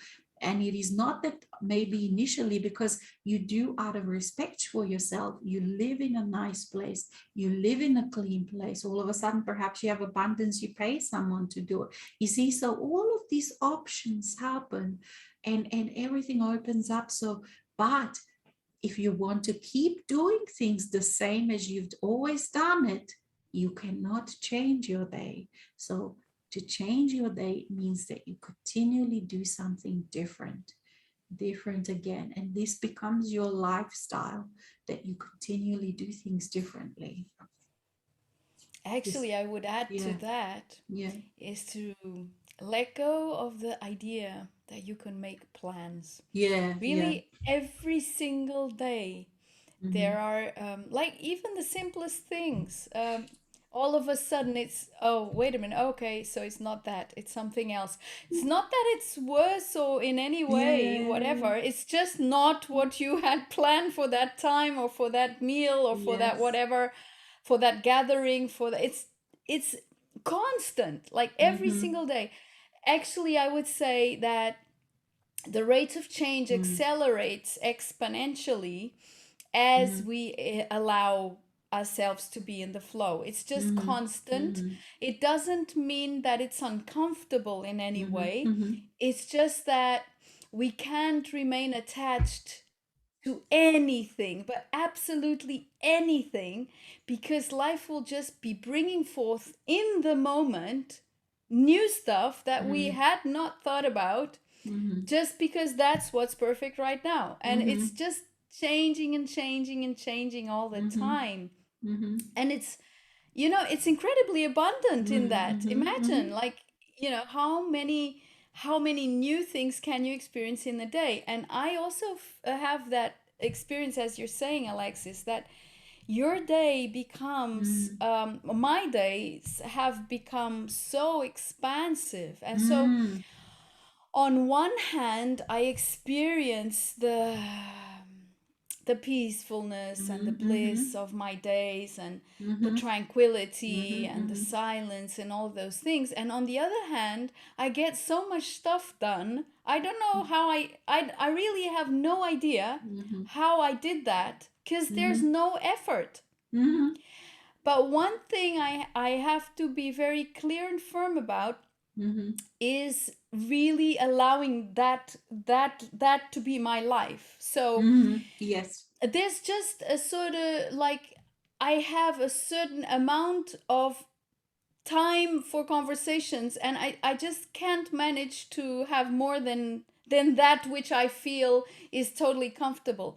If I'm already feeling, it's too many conversations in one day, I'll just, like, if someone says, let's have a chat, I'm so sorry, I just can't. Because I can't, because my peacefulness tells me constantly what is enough. What is enough.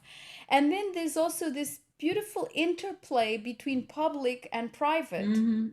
So my life is very private, just like you're saying yours is. It's very private, and even sometimes when I'm walking down in town, which is rare because I have such a beautiful place, I don't really leave much from here. Like, I don't.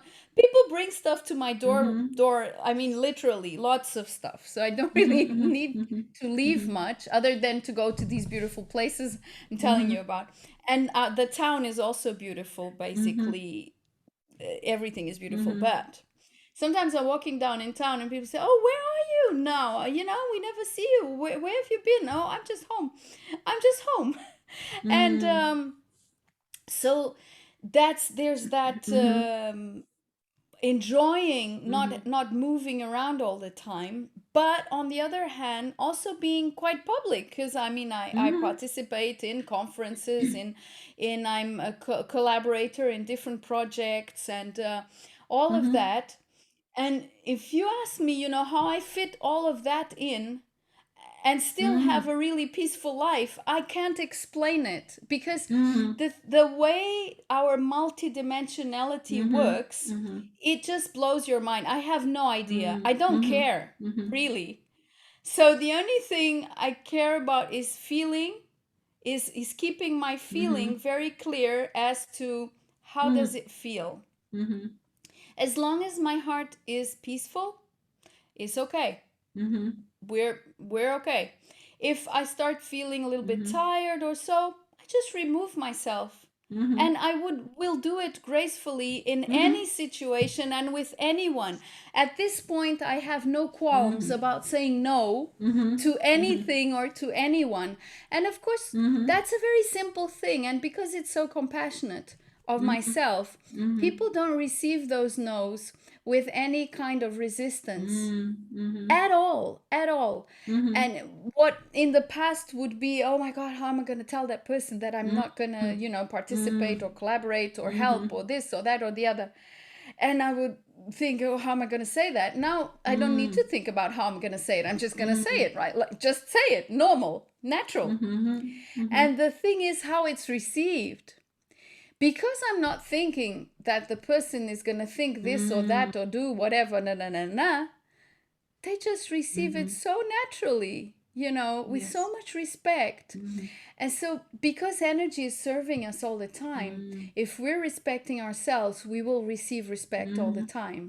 And we will be offering respect all the time, because that's all you can offer if you're having it for yourself. You will be respecting whoever is in your world, in your interaction, by respecting yourself.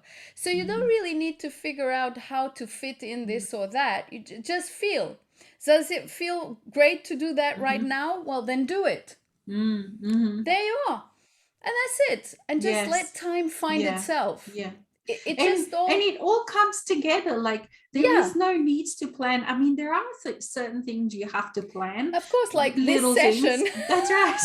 And we got that wrong. and then you just have to use humor, because we do, like, with the mind, like with so many things happening, the numbers are just not the same anymore, and the time is just not the same.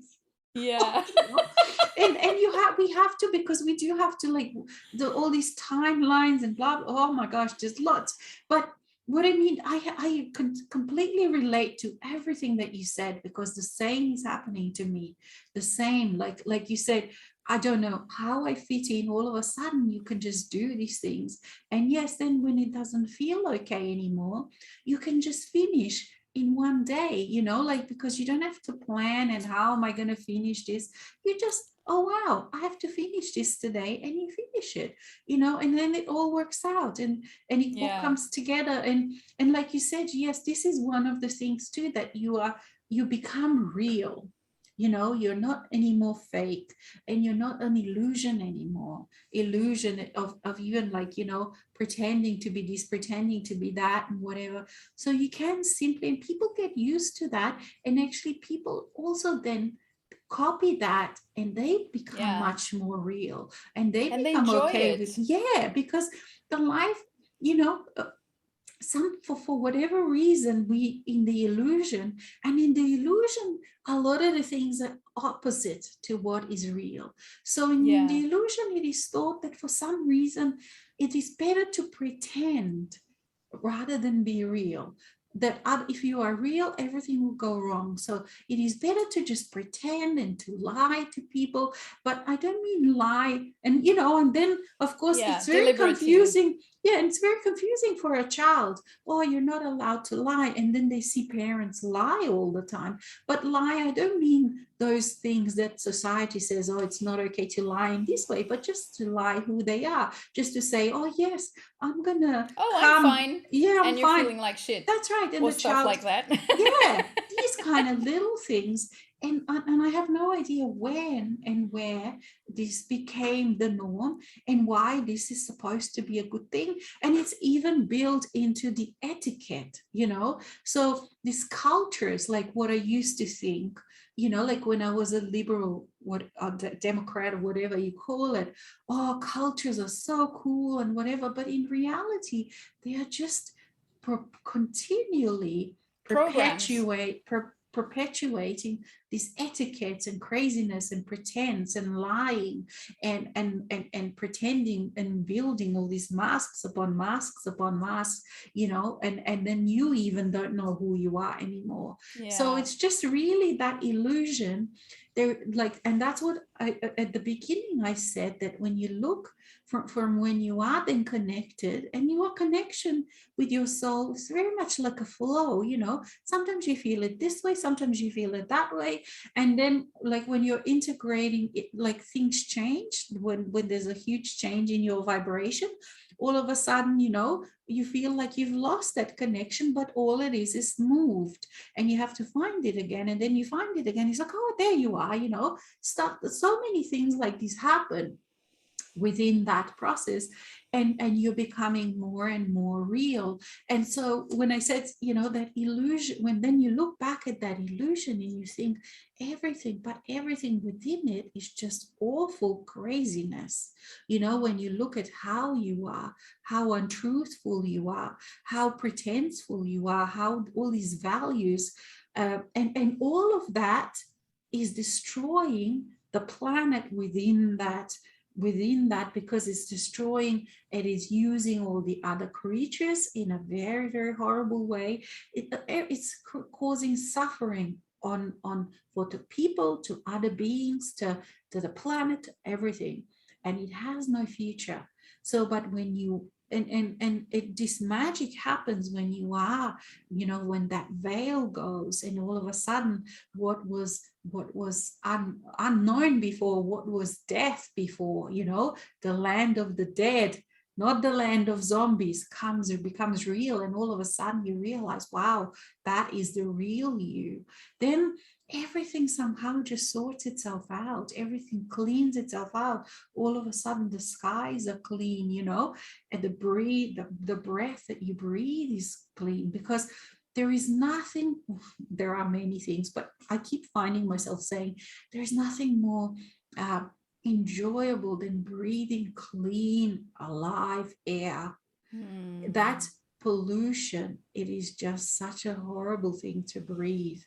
When you breathe the air that is alive, that is just from the forest, that the trees have just released that oxygen, and it doesn't have, because you can then feel those harsh particles.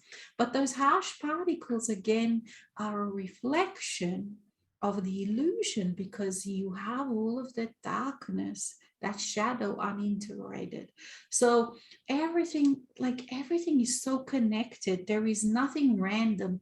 Even in the world of illusion, in the box of the mind, there is nothing random in there either, you know, because it is all incredibly intricate, incredibly connected, and the incredible work that goes into keeping that illusion real, it is incredible, because it is so hard to be in the illusion.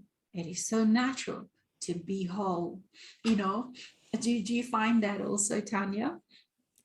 Actually, as when you fall into that naturalness, Mm, you can't conceive anything else anymore. You have a no. perception of something that wasn't natural, but Mm-hmm. really it just sort of slips away, Mm, that thing. And there's no greater tranquility than being than in being with another, than being with someone that is just truth. mm, Because mm, then you know that that person's never going to be hiding mm, anything from you, mm, never going to mm, be trying to be something else, never mm, going to be mm, dishonest with you, mm. anything. Because And they that have is no need. such a Yeah. tranquility. Yeah, because they So have no really, need. I think Yeah. that's why. And so that just to help everyone take down that illusion Mm, about what someone else is going to think or whatever, if you're honest and respect yourself, mm-hmm, take that illusion down, because really people are going to keep on mm, loving mm, being with you and more, mm-hmm, because there's no greater mm, tranquility than mm-hmm, being with truth. mm-hmm. there, Yes. there is for no one, like, doesn't matter Mm-hmm, whether people mm-hmm, where people are on their stage of consciousness, it mm-hmm, doesn't matter. mm-hmm, For anyone, there's no greater mm-hmm, tranquility. Actually, for some people it's very uneasy to be in the presence of someone who is mm, truthful, mm-hmm, because they can't hide. mm. Because when you are in your presence, you become like a really transparent mirror, Yes. so other Yes. people will just be seeing themselves Mm, mm-hmm, reflected back at mm-hmm, them. So they're seeing something which is that truth, that transparency. mm, And the reason that they cannot deal with that is mm, because it just ricochets back to them mm, any mm, dissonance. So they're seeing all of the dissonance and they don't mm-hmm, know what to mm-hmm, do with it, but now they're mm, seeing it. Before they weren't seeing it, and so they'll mm, just want to run away from you. And mm, that's fine, because there's loads of other people who won't want to run away from you. mm. And so, And new people will be attracted to you, different kind of that's people. what I was going to Yeah. say. Exactly. Yeah. A different kind of Mm, vibration, different kind of mm, frequencies and combinations yeah. of soul dances will Yeah. be available. So the ballroom is Mm, new, the mm-hmm, dance steps are new, the mm-hmm, dance partners are new, mm-hmm, and you are not made to dance with anyone that you don't want mm, to dance with. mm, So, really, the way I experience this merge with essence is a love affair. mm. A really, really, It really, is. really like Mm-hmm. a love affair with someone else. It's exactly the It same is. feeling I Yeah. used to have, before, when I fell in Mm, love with people, mm, with other people. And then mm, when I fell into that love in here, it's like, oh, mm, gosh, oh mm, my God, and this love's never gonna go away, mm. It just keeps because you have growing. that Yeah. knowingness, you have that knowingness. Yeah. So it's like Mm-hmm. a love affair on which you're always on both spheres. So you're on the first Mm, date all the time, so it's that, oh mm, gosh, that mm. beautiful, Yeah. oh boy, I've Mm-hmm. got this exquisite new Mm, one here to discover. And on the other hand, it's that a familiarity of mm, having known this one mm, forever. And so, mm-hmm. you can just strip yourself Mm. bare You're and naked. You're just naked. And being completely, naked in front of your soul, it is just such an there you are. orgasmic experience, to not Exactly. have to pretend, to not have to hide. And then you judge, not judge, but then you look at every other relationship from this point, is like from this realness point. And like you, me too, it's this intimacy, it's this love affair, is the dance continue. And then like when you live your life, and you live your life, and you go through your day, and then again that time comes when you realize just what a perfect match you are, and you again fall in love with your soul over There again. you And are. it's just like, oh my god, you are just so perfect. And that's why I call it that match made in heaven. It becomes Yeah. real, these words that before were like, you see, some of these things, like the words before were just these cheesy or cheesily words, but now they really are real. So match made in heaven, oh my God, so that's what that means. Yeah. Unconditional love, right? So that's what that means. This incredible intimacy. And this is what, like, yeah, it's so intimate. And like we use these words, and like I mentioned before, but the experience is like this intimate dance between parts of you that are interacting, that are communicating, that are allowing themselves to be known, because the soul also enjoys to be so known by from the human self. So the soul is so enjoy and loves to be known by the human self, to be loved by the human self, to be touched, to be communicated with. It absolutely enjoys the whole thing. It's not like the soul was saying, well, okay, let me just, the soul, the human self is part, a whole part of this, the soul. So and it's just this communication, the chat, the talk, but it's not with words, and yet it is definitely talk between the two. And how you interact, for example, it's very, very it's so unique to your own. It's perfectly made to your own. For example, let's say, my human self created like I was thinking of you, Tanya, the other day, because you sort of live in those areas, and I don't know whether the architecture is in your area like this, but like in Spain, or maybe some Mediterranean houses, they have those huge walls. You walk down the street and you have huge wall, but when you walk inside, there's huge gardens, those kind of Renaissance type with water features and stuff, these beautiful gardens. So I created that kind of garden for myself. So whenever my human self wanted to be really pissed off and cranky with the soul, because that happens very often, very often too, as in any real relationship, it would just go time out. I go into my garden, I enjoy being pissed off at you completely 100%ly, and then when I'm ready, I'll come out. You see, so it's these kind of things that you do. And why would you be pissed off at the See, because initially, let's say, the human self goes through all sorts of integrations and Yeah. realizations and stuff, and And things you have to what let go of that's and right, that's right. change and Yeah, there's lots to be pissed off about. And the amazing thing about the soul is that it absolutely accepts you being pissed off, and it welcomes it. Because why? Because you are real. Whatever real emotion you have or feeling, a soul absolutely loves you being absolutely real. And once you can experience that kind of realness with somebody, because that somebody, the soul, does feel like it's another part of you, you're interacting with it, then you can't settle for anything less. Once you can be that open, then that's what you're looking for in other people.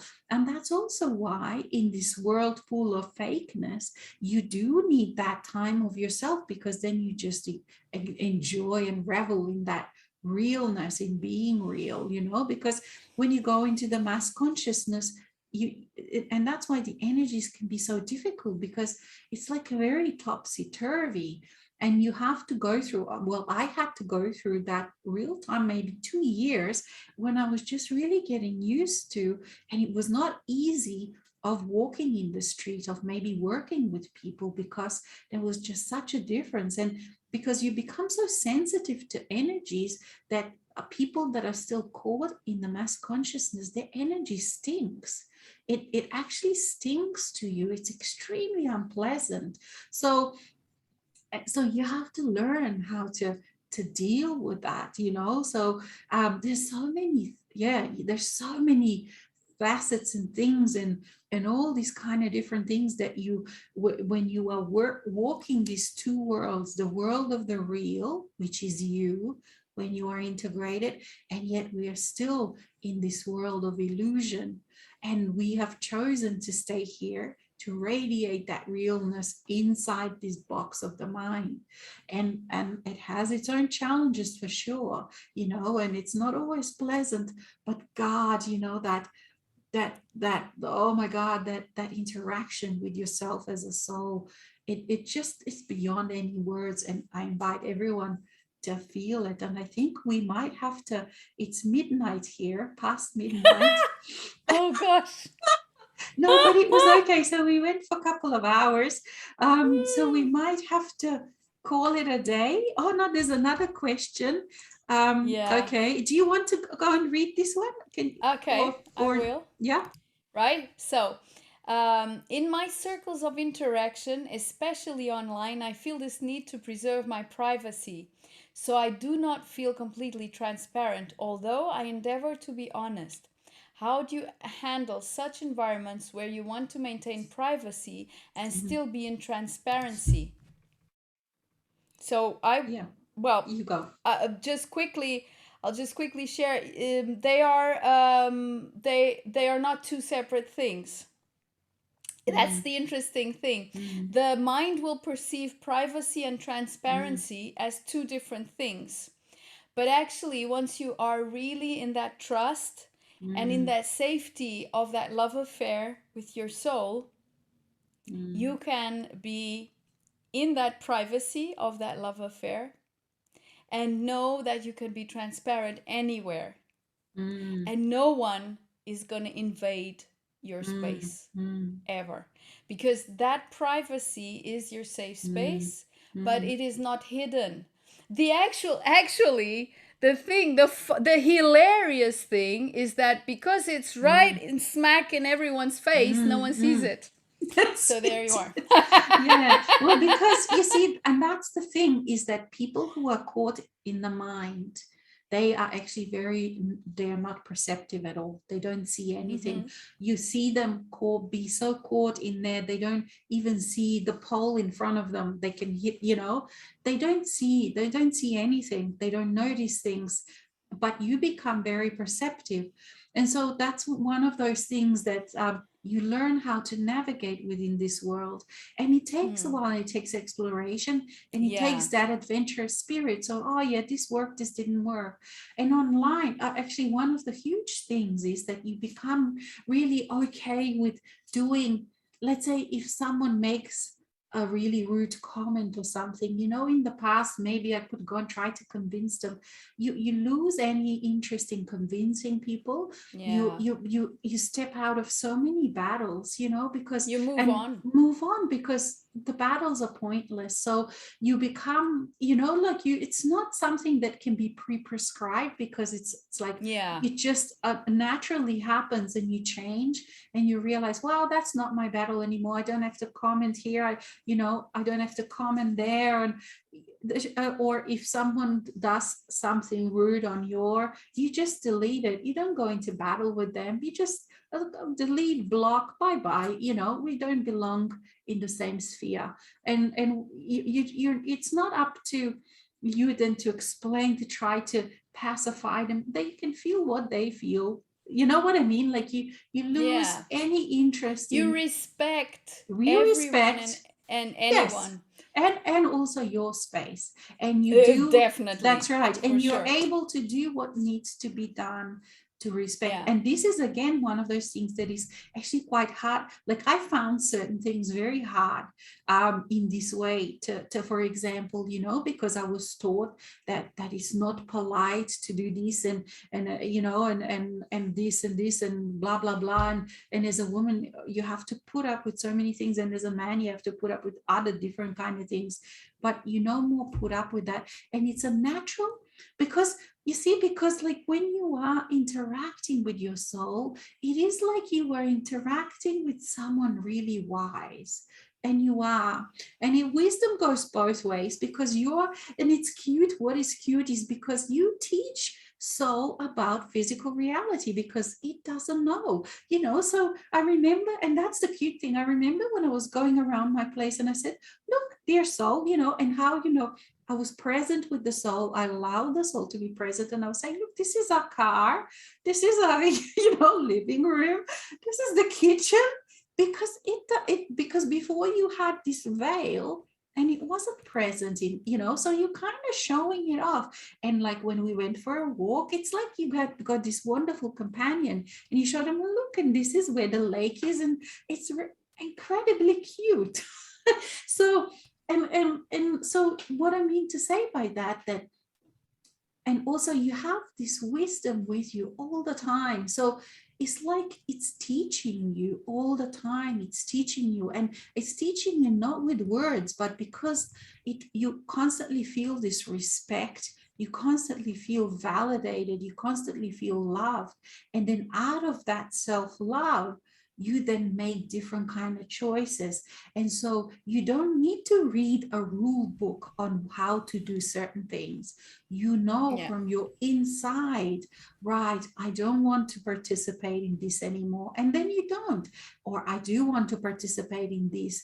So that's how you do everything. You don't do it from the rule set of the mind that you've read and written little notes how to, and all of those books fall away how to do things, because you have this inner teacher, but it's a very teacher in a very different way than what you had before. And you don't have to remember anything, because in any new situation, you just be with yourself, your whole self, and just the right thing for you in that moment. And it may be different from what it was yesterday. And this is the thing that somehow also people that have integrated can seem from the outside very flippant, very changing of the mind, because Yeah. what was real yesterday today is no longer, and also this, you give yourself freedom to be okay with that because before, again, you in the old days, you had to be a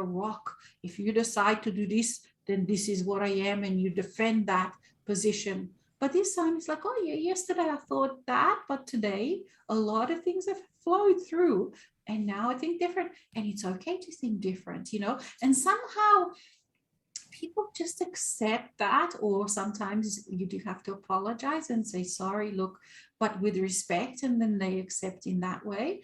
And or even if people thought you were weird and the most whatever, it doesn't anymore matter to you, what Yeah. people think. It's just like, because you have this inner constant flow of validation, of truth, of nakedness, of realness, of this raw realness, that so much of this other stuff just doesn't matter, Yeah, over to you. Actually, I would add, like, you realize you don't need, once all of your aspects are Yeah, integrated, you yeah, don't need to hide. That's one of the no, strongest yeah, feelings of being yeah, integrated, is yeah, this knowingness that you don't yeah, need to hide anymore, and yeah, there's nothing yeah, hiding. yeah, yeah, Therefore, privacy gets a whole new meaning, yeah, because you don't need to hide, because yeah, you will be seen only by those who respect you yes, yes, anyway. yes, So you don't need to yes, hide. yes, yes, If you do yes, feel like hiding, then just breathe yes, with that and invite whatever is yeah, wanting to remain hidden to come mm, forth, yeah, and be received exactly, in compassion. yeah, Another thing I found, that my soul self, living my soul self, there's two yeah, things that I experience now, is that I don't have conversations with my soul anymore. mm, It's strange. It's like, mm, like mm, one thing, like before I used to have a lot of conversations mm, with my soul. And now there's no more conversations with my mm, soul, because my soul just manifests in the moment. mm, And mm, whatever conversation needs to be there is there in that mm, moment. And mm. otherwise it's silence, and that's it. Yeah, yeah, yeah, And so yeah. it's just changed. And the constant invitation Mm, for mm, compassion, mm, constant, like mm, constant. mm, mm. If ever I tend to want to jump into any kind of judgment whatsoever, Mhm. compassion, let Yeah, it go. yeah, Yes. constantly. Yeah. It's And you just feel so that, freeing, liberating, that living mm, in that that's right. constant stream of Yeah. compassion. So that word is not really even relevant conversation in a conversation, but Yeah, it is that there's no more no, conversation. yeah, There's but the it is knowingness no, that's what I that you're was gonna seeing. say. Knowingness Yeah, is that no, you constantly have this knowingness of exactly. everything. There So you are. in the old way, like, okay, it still can feel for me, it still feels like it's a conversation, but it's not like, oh, it's still and that's the funny thing, is because there's still parts, they're defined parts, and then there is oneness, and then there is communication. Mm, There's this constant stream of this knowingness. yeah, So in some way you can say it's a conversation, but it's not really, it's just knowingness. Yeah, that's it. yeah, Is this stream of knowingness that is constantly available there. But the awareness, can flow. You can flow because I can be focused on this, I can be focused on my keyboard, so you just flow like water, like ocean. How yeah. it works.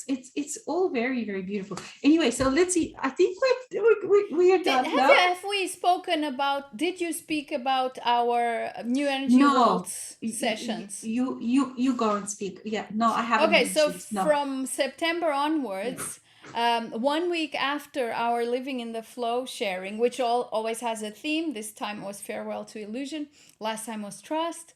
First time it was just basically living in the flow.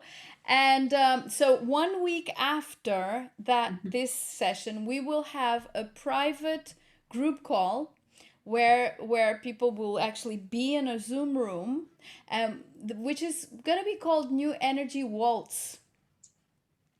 And the New Energy Waltz was, what is it? So it's an opportunity for 11 people maximum, so no more than 11 people, to be together, and us, so we're gonna be maximum 13 actually, to be together and share expanded consciousness.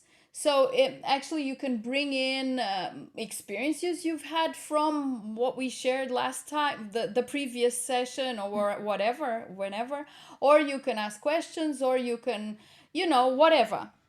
It's A live group call, basically. It's yeah, a live group call. sharing whatever you Yeah. want to share live together. Yeah, and it's going to be about 2 hours.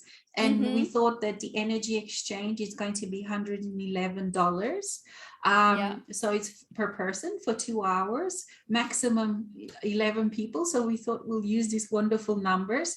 And yeah, it will always be a week after, because we noticed that as we're doing the shows, then people have contacted us privately that perhaps something gets triggered, and they are perhaps just going through that experience, and they want to expand on that. So that will be that opportunity that we can, whatever was triggered, whatever it is that the issues that you're having, or whatever, we'll discuss it as a group.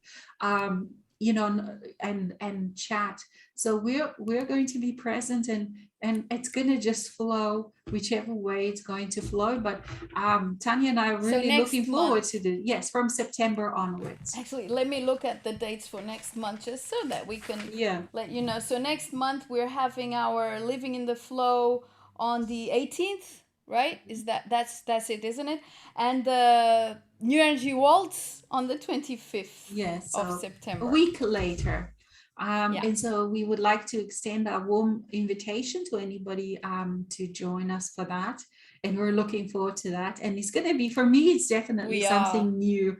And it is, yeah. So it's something that I haven't done in this way before. I haven't sort of had live goals there for you too. So no, well, not with someone else, and in this format. Yeah, it's in new. this format, yeah. Not, I mean, we both do private sessions on Zoom, but as in this group setting, and I think it's going to be wonderful because, and also it will help. I mean, I have done when I had a teacher, and it helped me really to be able to step forward, to speak through, to express yourself as a soul, because before, I was silent, kind of just taking it all in, and that really helped me to express my truths, my experiences. And so yeah, we're hoping for a lot of, well, there will be a lot of aha moments for all of us, you know, because both you and I are also participating as well. Yeah. And so yes, we've come to the end now, I think. 2 hours and 20 minutes. We will not mix up our time next time, okay? Yes. Now we know we're 9 hours apart. 9 hours. Yeah. but wasn't okay. But yeah, anyway, who knows? It's all very cute and funny. And thank you to each and everyone for participating. Thank you, everyone. We will also put it on YouTube. You know, if you want to watch later, it's been live on Facebook. And I have to watch the first part because I didn't catch that one. I was having delicious lunch at that time. See. Oh, funny. Oh, funny.